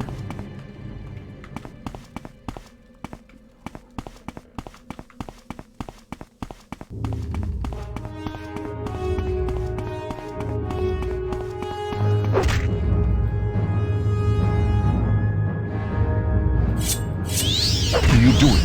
What are you doing? Fool! Stop! This is the end. The bitter end. And that's it, he's gone for good.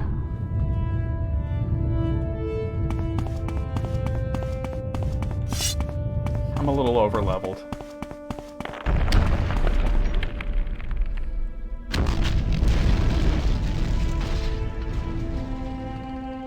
Obliterated, exactly. There goes the second Numidian, Okulakan.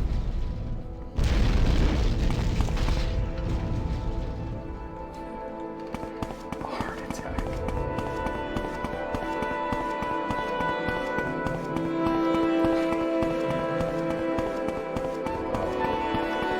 Got him! That's the end of him. He actually could be quite tough if you're coming at him at like level 20, you know? He's gone for good now. But now we're about to meet Azura, the Daedric Prince and our patron.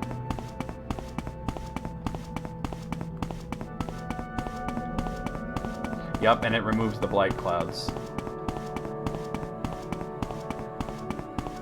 And we'll have a talk with Vivek, that gatherer of moss. Yeah, sandstorms can happen, especially in the Aldrune region, but not blight storms.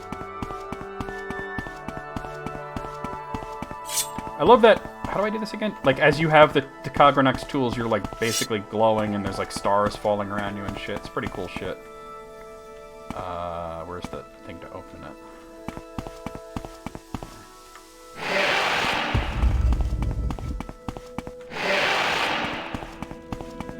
Now, the game is upscaled, and this scene is not, so you're going to see some grainy-ass FMV. You no longer bear the burden of prophecy. You have achieved your destiny. You are free. The doomed Duima's folly, Lord Dagoth's temptation, oh dear. The tribunal's seduction, the god's heart freed, the prophecy fulfilled. All fate sealed and sins redeemed. If you have pity, mourn the lost, but let the weeping cease. The blight is gone, and the sun's golden honey gilds the land. Hail, Saviour, Hortator, and Nerevarine, your people look to you for protection. Monster and villains, great and small, still threaten the people of Vardenfell. Enemies and evils abound, yet indomitable will might rid Morrowind of all its ills. For you, our thanks and blessing, our gift and token given. Come, take this thing from the hand of God.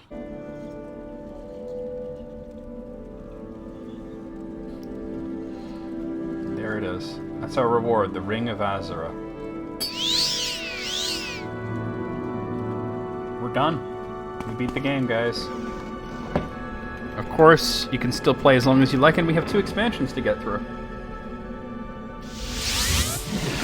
this one honors us. Please. It's because of the way we speak. Like, we don't say 1st February, we say February 1st. So. Hey, Wild Rocks, how's it going? Alright, I gotta very carefully re-equip what I want to use here.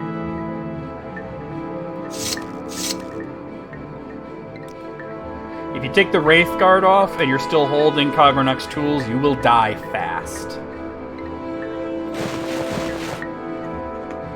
You are the Nerevarine. Ask and I shall answer with Azura's blessing.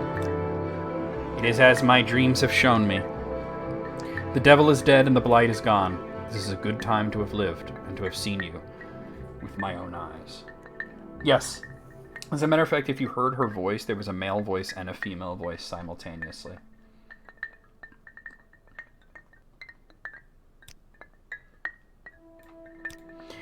The one we really want to talk to is Vivek, and I don't want to go... I'm just gonna...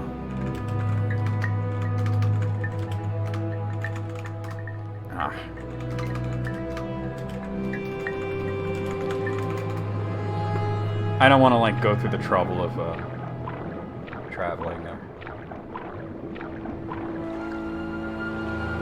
Why did it put me in the water? Whatever. I want to go talk to, that false god sitting up in there. He said that once I defeat Dagoth Ura, I will have earned the right to judge him.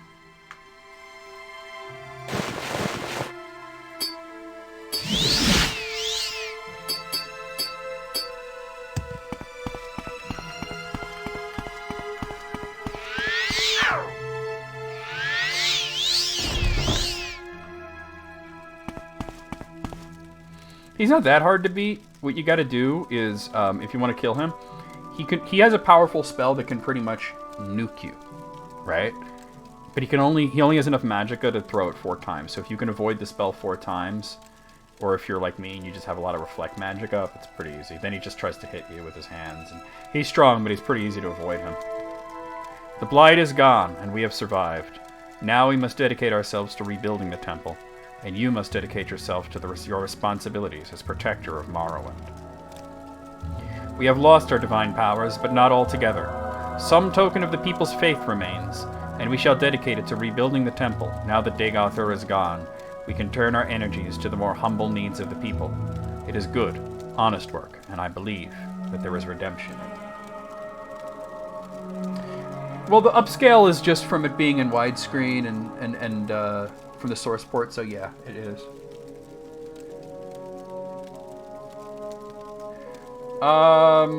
There is a statue that you steal the eye of in Skyrim, but I believe that's of isn't that the Eyes of the Falmer? That's not Vivek, that's a snow elf. Almalexia, Sothasil and I gained our divine powers from the heart of Lorkhan, and now we no longer have access to the heart. So we must now lose our divinity. I have always worn my divinity lightly. Fundamentally, I am not at all a serious person, and I will not miss it. I have tried to do what was necessary. I am afraid I have done some harm. I assure you, I will be quite content to be a mere mortal again, dedicated to my own amusements. Oh, I'm going to be doing that next. Tribunal. There are still issues to be resolved between the temple and the dissident priests. And now that our greatest enemy is gone, we must reorganize the temple to meet the needs of the people. We have less need of ordinators, for example, and greater need of priests and healers and teachers. And we must find time to mourn and honor the dead. Being immortal sucks. Without the power of the... But earlier he talked about how being mortal is sad, so... He's kind of a... He's full of shit. Without the power of the heart, our divine powers diminish. Our days as gods are numbered. I have told my priests that I shall withdraw from the world, and that the temple should be prepared for a change. Yep, Alice did answer. I'm sorry I missed that question initially, Apple. It's a really awesome source port. Where was I? We may be honored no longer as gods, but as saints and heroes. Until the temple will return to the faith of the forefathers, the worship of our ancestors and the 3 god Daedra, Azura, Mephala, and Boethia. The missions and traditions of the temple must continue, but without its living gods. Think you know what you're doing this weekend? Yeah, good, nice. Let's ask about Protector of Morrowind. There is much to do. You still have Cogranok's tools, potent weapons, and the wit and experience of a proven hero. The Tribunal and the Temple are happy to yield to you the duties of fighting the enemies of Morrowind. Press 9 to block. There are many blighted beasts and horrors that have survived and must be hunted down and destroyed. There are lesser monsters and villains of all kinds who prey upon the people. There are unsolved mysteries and legendary treasures undiscovered. I'm sure you will find much to occupy you. Alright, but I was really wanting to talk about those bitter reclamations. You want to chide... Oh, here, this is the one. Why did I cause others to suffer? I respect that question, and you for... Well, he's saying... Wait, he's saying the same thing? Destroy Dagothur, and then we will discuss my sins, but I did. He was a god, and now he's dead. If one can truly kill a god. Oh, well. That seems like a missed opportunity. So what does wind up happening is eventually his divinity does fail, right? And that right there, the Ministry of Truth, right? That was actually a meteor sent by Mehrunes Dagon. And Vivek, in there, used his godly powers to stop it there. But eventually those godly powers will fail. And it's going to come down with every ounce of the power and fearsome terribleness that it had originally. And it's going to strike. And that is actually what causes the volcano to have that, we talked about earlier, the super colossal eruption that destroys Vardenfell. Of course, that doesn't happen until around the time of the Oblivion Crisis. But, alright, so let's do some things that are going to be preparations for going into the first expansion. If this is a destruction spell, press 4. If this is a melee attack, please stay on the line. Your call is important to us. Thank you for calling Vardenfell Healthcare.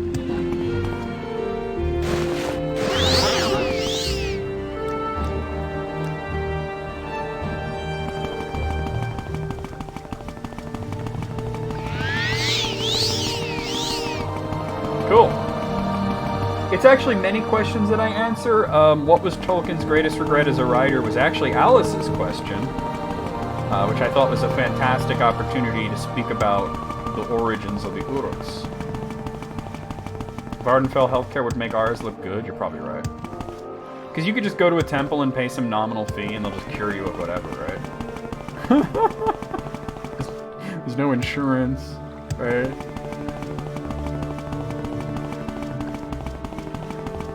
Yeah, that's basically it. That is basically what I'm getting at, is he struggled with having the idea of an always evil race and how it clashed with his own personal philosophy that nothing in the beginning is evil, right?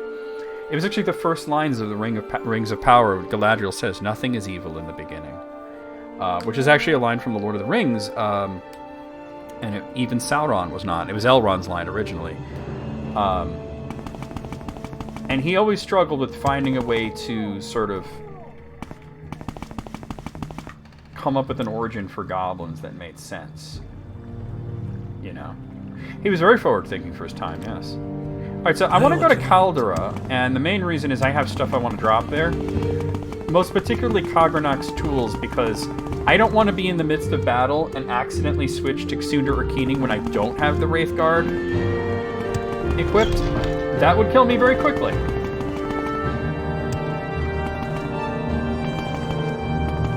It's not that I refuse to answer questions about Rings of Power, it's that I think that... Why is there a pillow here? Welcome, friend. Why is there a pillow on the stairs? I almost tripped and broke my ass, Facile. I'm in the wrong place anyway. It's not that... It's that a lot of the questions about it are really... This is a wondrous poor encounter. quality bait. Welcome. You know what I mean? It's a lot of chuddy shit about it. It's a good show. Is it the same as the Silmarillion? No. Legally, they can't make a series out of Silmarillion. It's sort of very loosely based on the Fall of Gondolin. Not Fall of Gondolin, I'm sorry, the Fall of Numenor. But since they don't have the rights to the book, they have to work around that. It's fan fiction, and it's actually pretty good. I don't understand why people gotta be so shitty about it. Alright, where are we going? Caldera. Greetings to you. A pleasure to meet you. But you know what is interesting, what you said about that? About having one foot planted in the past. It was not in a sort of like reactionary way, but in a, man, I wish that the lands were still green and that we would just walk among the trees and be happy, you know?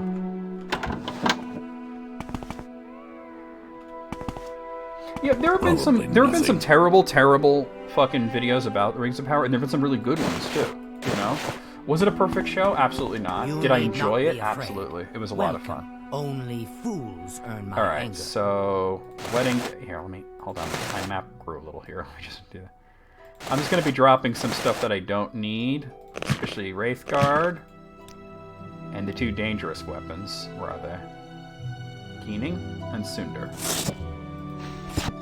I mean, as you saw, Keening's a pretty fun weapon, but it's dangerous to hold it in your hands without the Wraithguard. Well, the tags I'm using right now are Tolkien, Tolkien, and I think Lord of the Rings. Yeah, the idyllic pastoral lifestyle. His youth, basically. And who doesn't look upon happier times, right? And wish that those happier times were what we had.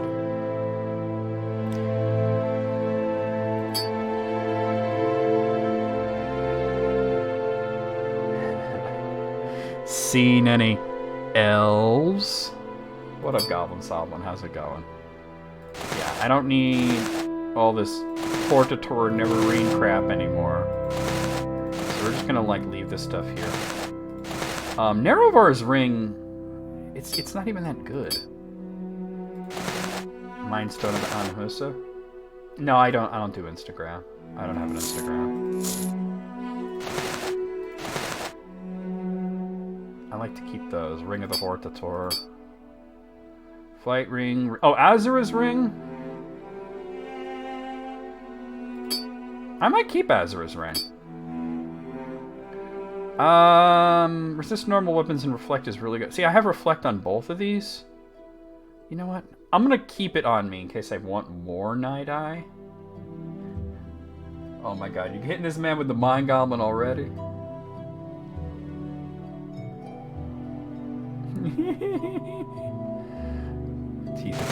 No, I don't know. There's something about Instagram. I'm just like, I look at that and I'm like, oh, that's great and all, but that's for young people, right?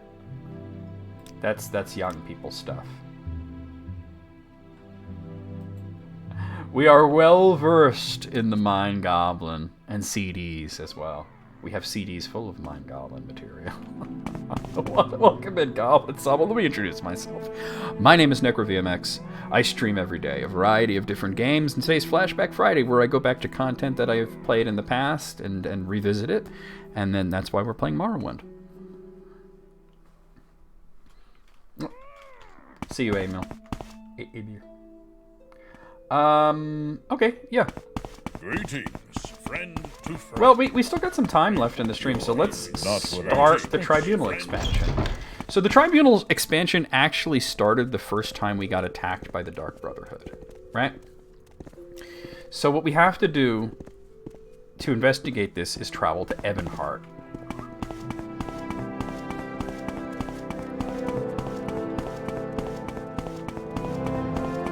The easiest way to travel to Ebonheart is by ship. So I'll just warp myself to any place that has a ship. Vivek is a good one to go by. You honor me. Do you wish to do business? You seem like very good company. Yeah, I don't know. I don't have an Instagram. I just look at it and I'm like, oh, that's for the kids, right?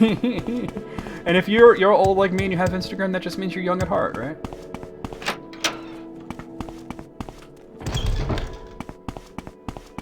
I feel for Tolkien it did exist in the sense that he had these memories of walking in the green, you know, verdant hills and forests of his youth, but that everything changed after World War I. Not just that the land changed, but that he himself changed because he went out to the Great War, World War I, as a boy and saw horrors, you know, that you can't even imagine, and came back fundamentally changed with this thought of I can go back to being a boy, but of course that doesn't work that way. I'll land on this rock. Oh.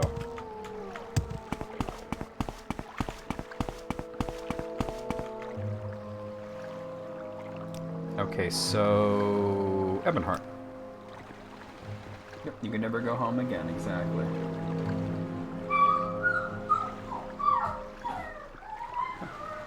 Actually, I'm Telvanni. Hold on, I'll show you. Yeah, see? I'm Archmagister of House Telvanni. Yo, Gunny wiling out right now. Oh, wait, we gotta talk to that guy. Let's see. He has kind of unique armor on. I think it's adamantium or something.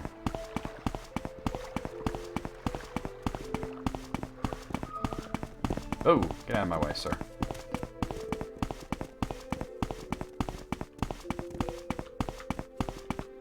Should you need something, Should you need something, I'd be happy to oblige.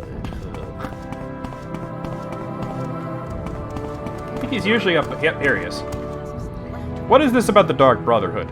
You say you've been attacked by them? The fact that you're standing here seems to suggest otherwise. Perhaps you've been attacked? That's a bad business.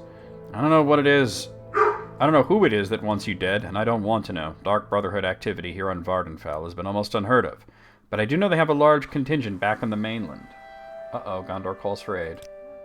Yes, in Mournhold itself, actually. If you're feeling particularly suicidal, you could check it out for yourself. Of course, it's not easy to get there these days. Even though the Blight seems to be gone, Mournhold is wary of visitors from Vardenfell. There is one way you might get there, though. Speak with Asien Ran about transport to Mournhold. She might be able to help. She's a mage who arrived in Vardenfell the same time I did. Special appointment to Duke Dren himself. Nice woman and a powerful mage. You should be able to find her in the Grand Council chambers here in Ebonheart. Okay. Greetings. What shall we... Grand Council chambers. Okay. I kind of know where that is. Nice to see you. What can I help you with? What's that? Oh, this is incorrect, isn't it? Okay.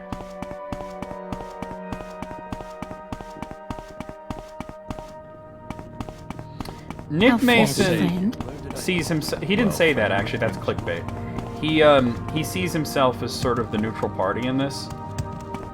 What he said is that he's open to working with Roger Waters. He didn't say that he would be in Pink Floyd. You gotta understand that Nick Mason is Pink Floyd, as far as we're concerned, right? He's the only surviving original member that's still Pink Floyd, right? He owns the IP and everything. Here we are. Wait, this is the Imperial Chapel, though. Did I just... Wait, it's actually this one, isn't it?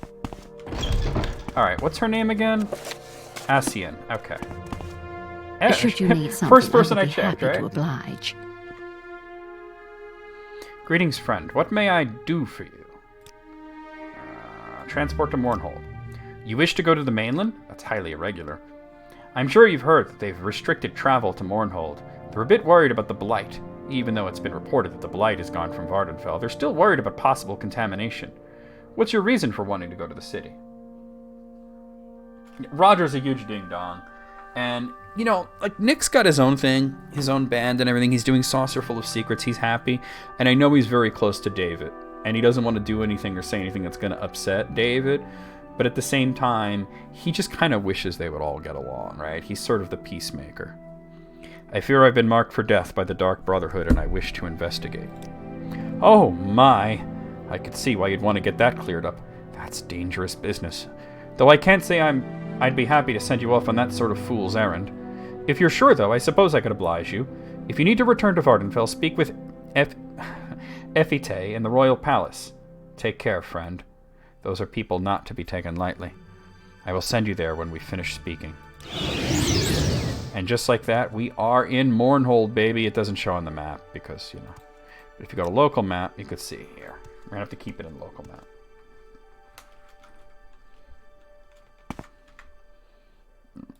Well, we're here. So there's sort of two quest lines you want to do here. The temple quests and the palace quests, right? The first thing we're probably going to want to do is the palace stuff. Oh, actually, you know what I got? You know what I got to do? Hold on. I have to do some serious alchemy. Some serious alchemy.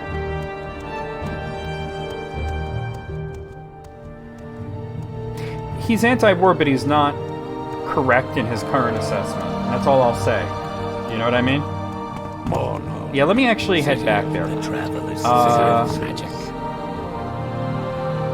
on, actually, before... No, not yet. Hold on. Let me set a mark. That way I can come back here on my own. I need to make some potions.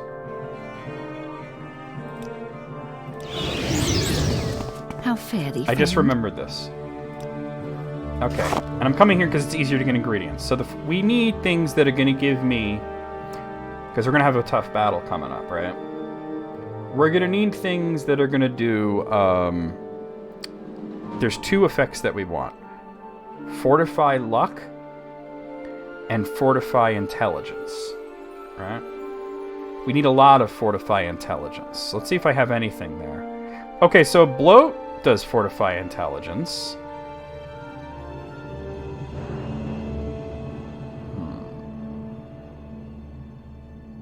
So bloat. Okay, what else? Anything else? Okay, so netch leather, and I have a lot of netch leather. That's good, but we need 2 ingredients to make a potion. So bloat and netch leather.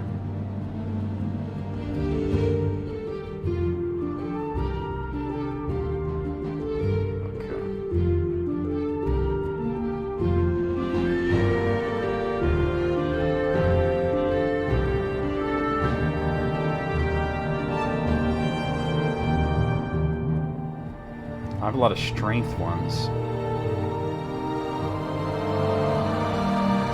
Okay, actually, bitter green petals as well. So bloat, netch leather, and bitter green petals. That's only for 3 stacks, though.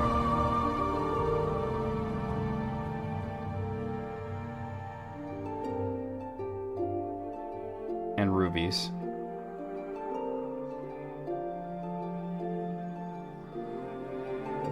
Okay, so we have a good understanding of what we need. The netch leather will make a good base, right? Pleasure is all. But I'm gonna want more rubies or more bloat or whatever the other one was, right? We need more of... Oh, wrong way. Restore intelligence stuff. Welcome. And then we're gonna need some fortify luck stuff. Alright? That's important.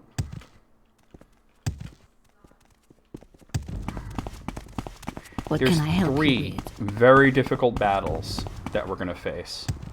And those potions are going to help us. So I want to make 3 of these potions of fortify luck. So I think the best place to start would probably be Vivek. Because the Foreign Quarter is a good place to... there's the Mages Guild there, and then I can warp to any other Mages Guild. And you could usually get potion ingredients at Mages Guilds. And then, of course, you can go to apothecaries.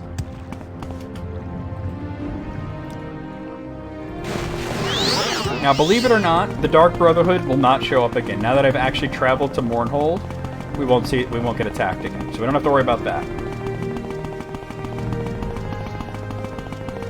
Yeah, no help from rat meat.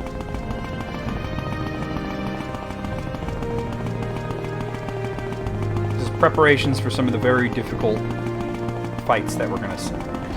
2 of them are required, 1 is not, but we're going to do it anyway because the guy's a pain in the ass.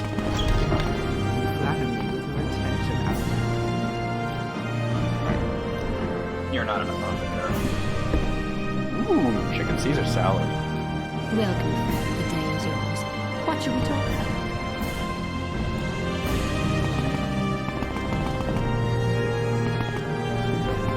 Sounds hot. Under sun and sky down there. Definitely not you. Well met. Not you either.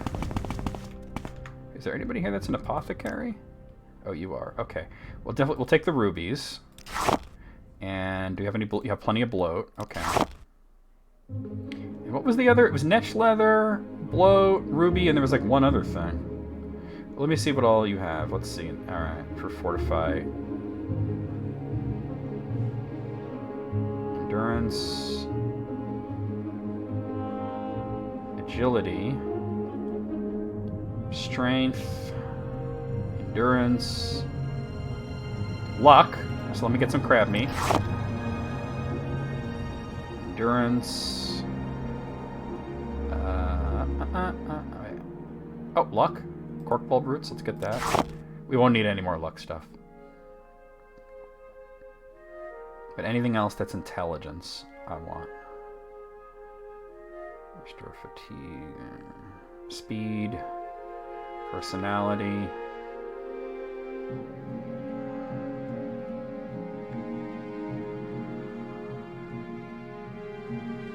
Willpower. Willpower. Intelligence. Okay. I think we're good. 356, you're going to give me that for 300, I think. Okay. Alright, so what we're going to do is... we're going to make some potions. And we're going to start with stuff that is fortify intelligence, right? So, like bloat. Right? And netch leather, for example. Or, yeah, scrap metal. And we're going to create... Wait, how come it didn't work? Oh, that's restore intelligence. Never mind. Rubies. Okay. Oh, that's restore as well. Shit. Did I fuck this up? I need fortify. Fuck. Some of them are restore, not fortify. Oh, that's annoying. Okay, so rubies don't help me then. That's restore. I need just scrap metal. Wait, what about netch leather? That does it. Okay.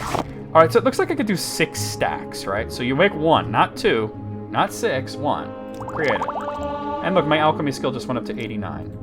And then what you do is you go in and you drink the potion. We will look at it first, but you want to drink it.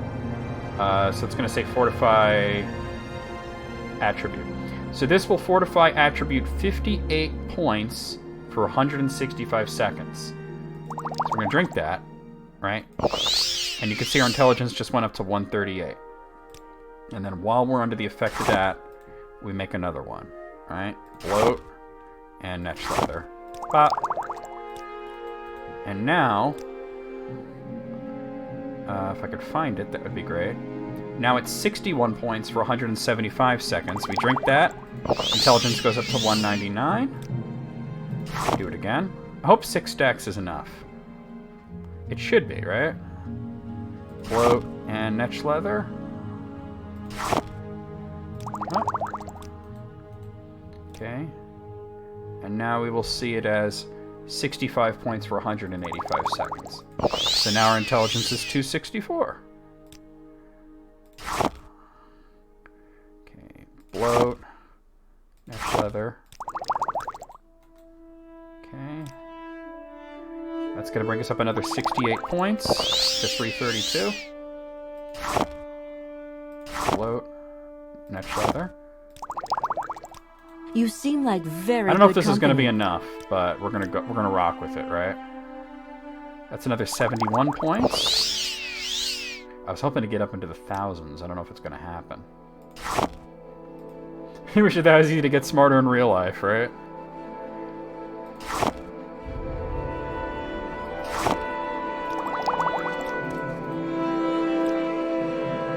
I'll see if she has anything else, maybe, but...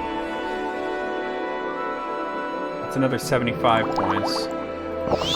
We're up to 478. Okay. Now let's see if I have anything else that can help me other than the netch leather. I thought I had a bunch of stuff, but apparently I didn't. That's drain. I thought rubies, but that's actually restore intelligence. I don't want restore, I want fortify. Endurance, speed. Let's restore. That's speed. That's strength. think that may be as far as it goes, unfortunately, because that's restore, damn. Wasn't there something else, though? Like cork bulb or something? Oh no, crab meat was luck. Fortify strength.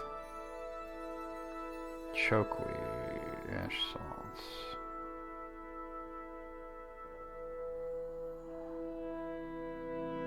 You know what I could do? Hold on. I could just kind of cheat my way into this. Hold on. Because I bought some ingredients that I thought would do it, and I was wrong.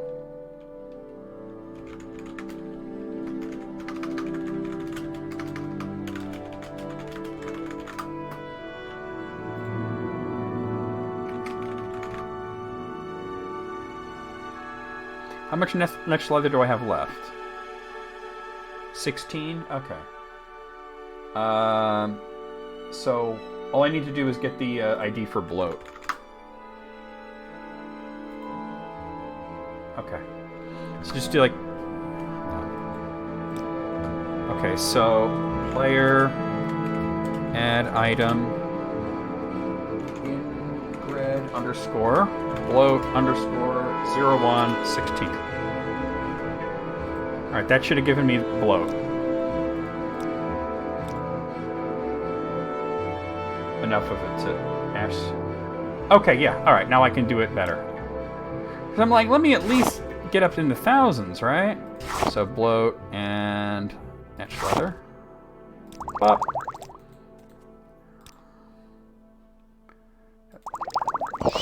We're up to 556. This is how I'm more smarter.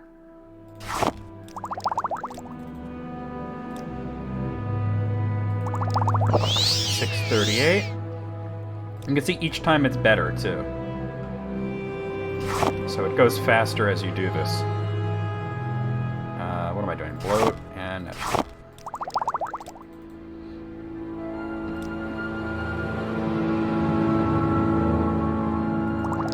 so put us up to 724. And look at my magicka now. It's only temporary, but... And install. It's hard to watch somebody play an Elder Scrolls game and not want to join in the fun, isn't it? Yeah, let me make a couple, so it'll go a little faster, because we're getting close to where I want to be. Alright, we're up to 997. Where am I doing? Bloat. Here.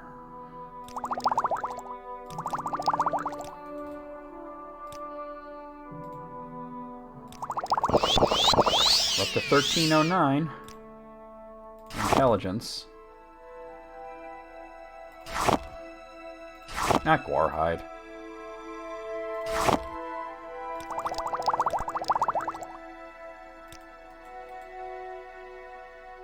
Yeah, I want to hear this joke too. 1669. Alright, let's put the remaining in.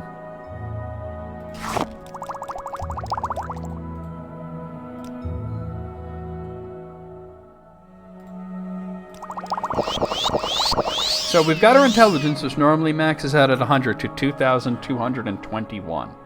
Now, with that amount of intelligence, we're going to make Fortify Luck, right? So let's see. I got to find Fortify Luck. I know I bought a bunch of stuff to do it, but we want 3 of them. There's Luck, Guarhide, and it says Fortify Luck, right? Yeah.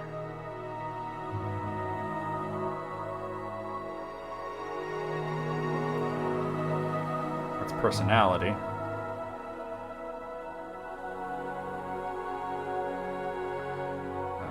It's agility, strength. Come on. Intelligence. That's restore intelligence. Here, cork pulpits. I got 5 of them out of it. So if you look at Fortify Attribute Luck, we can now drink them to get 166 points of luck for 488 seconds. It's not as good as I was hoping, I'll be honest with you. But it's pretty good. I was hoping for... I don't know. I was hoping for a way higher number than that, to be honest. But it should help us survive at least the 2 most difficult encounters. How many do I have? 5 of them? Okay. Alright, so I think we're going to make the last thing that we're going to do for the day is that first encounter that needs Justice, right? Which is Gaynor. We're going to go fight Gaynor. This ridiculous wood elf.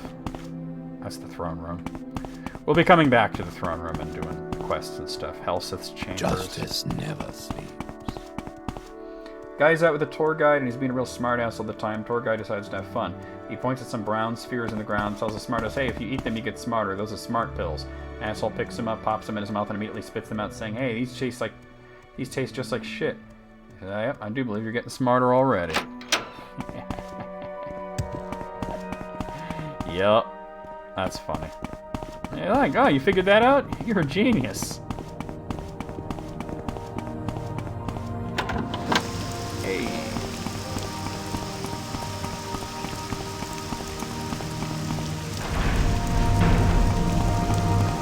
Here he is. Hello there, Breton. Before you take another step, allow me to introduce myself. My name is Gaynor, and I'm an entrepreneur of sorts. I was wondering if I can ask a small favor of you. Glad you asked. We're now locked in. As you may have noticed, I'm not looking my best at the moment. I'm a little, shall we say, down on my luck, which is not something I'm used to, but let me tell you. At any rate, I'm looking for a little starting capital to get things rolling here in Mournhold. I've recently arrived myself, and, well, I thought you might be able to help me out. Think you could part with, say, 50 gold? No. Are you sure about that? I mean, to look at you, it's obvious that you're a Breton with means. I imagine you wouldn't even know the gold was gone. Think about it for another second or two. Think about how much it'd mean to me, about what a great help it would be. No, I don't think so. Quite the communications breakdown we're having here, isn't it? I can see I'm just not getting through to you. Let me try this one last time, okay? It's 10 gold. I know you have it. You won't miss it. I need more. I need it more than you do. Give it to me, okay? Nope, I'm not kidding. No? No? You don't just say no to me. No one says no to Gaynor. Oh, don't think I'll forget this. I'll remember you, Breton, and I'll get you for it. I promise you that. I really can't help you, stranger. All right. I think it takes him a couple of days to reappear.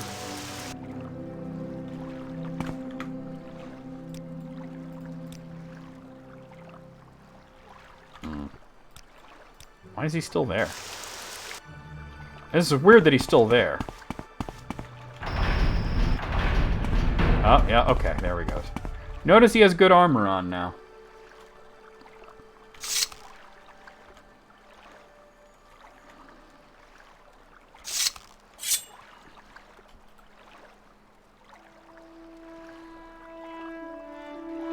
Where is it? 400. Is 443 luck going to be enough? I don't think so. I think I might have to drink all these potions. We just make more if we need them. Okay. 941 is definitely enough, because his luck rating is 777. Now you're going to get it. Well, well, well, look who it is. My dear friend Carl. Just my luck that you should stumble in here. Indeed, it seems my good fortune knows no bounds. Despite my mistreatment at your hands, I found riches. Able to influence just about anyone I talk to. And can you believe me, I've never lost a fight? Never even gotten a scratch. Somehow I don't think I'll have a problem continuing that streak, and I owe you. Now you're going to get it. Oh, this is too easy. You should run now. I'll see you dead. Hold on. I need to do some other things that are going to help me.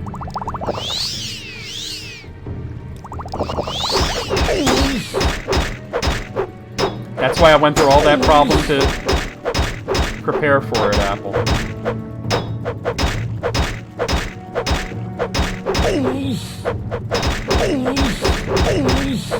One time I came at him with about 12,000 luck and I one-shot him.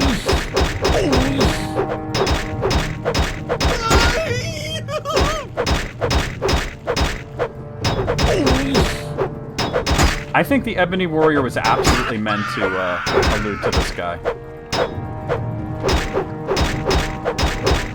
He's almost impossible to hit if you don't prepare like the way I did.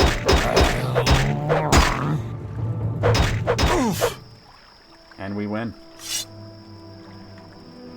And it's a free full set of ebony armor if you're into that kind of shit. And his amulet, fortify luck 15 points. Yeah, okay.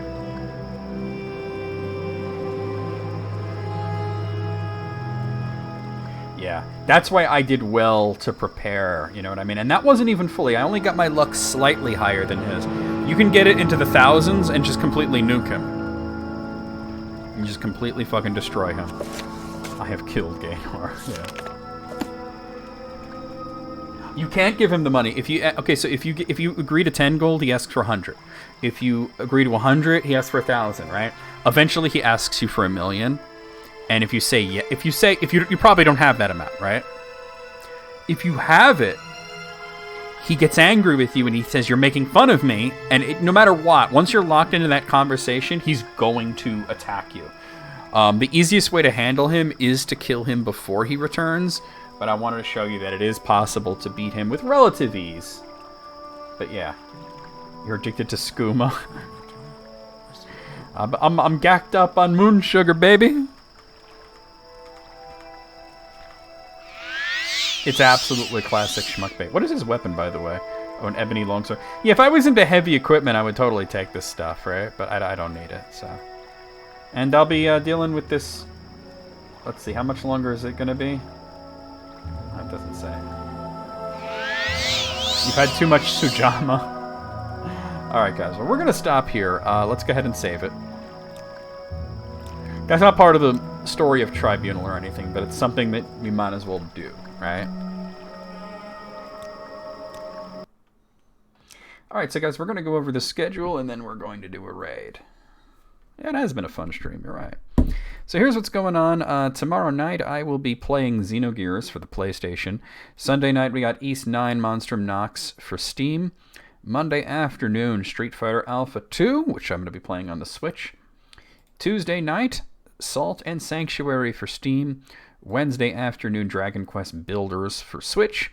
Thursday night, Dual Orb 2 for the SNES.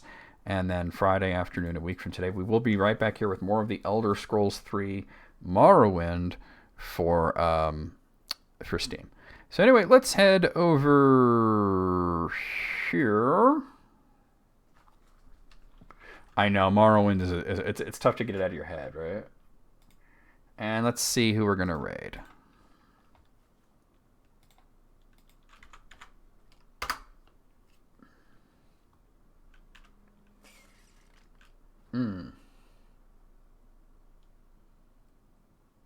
I think we're going to raid Feel the Niche, who's playing Metroid Prime Remastered. That's pretty cool, right? This all-new Aria is an elegant EV. Yeah, with 389 horsepower. And all-wheel drive. We're gonna have a fun little raid call here. It's beautiful. It's a beast. It's electric. With an edge. Oh, let's go with that.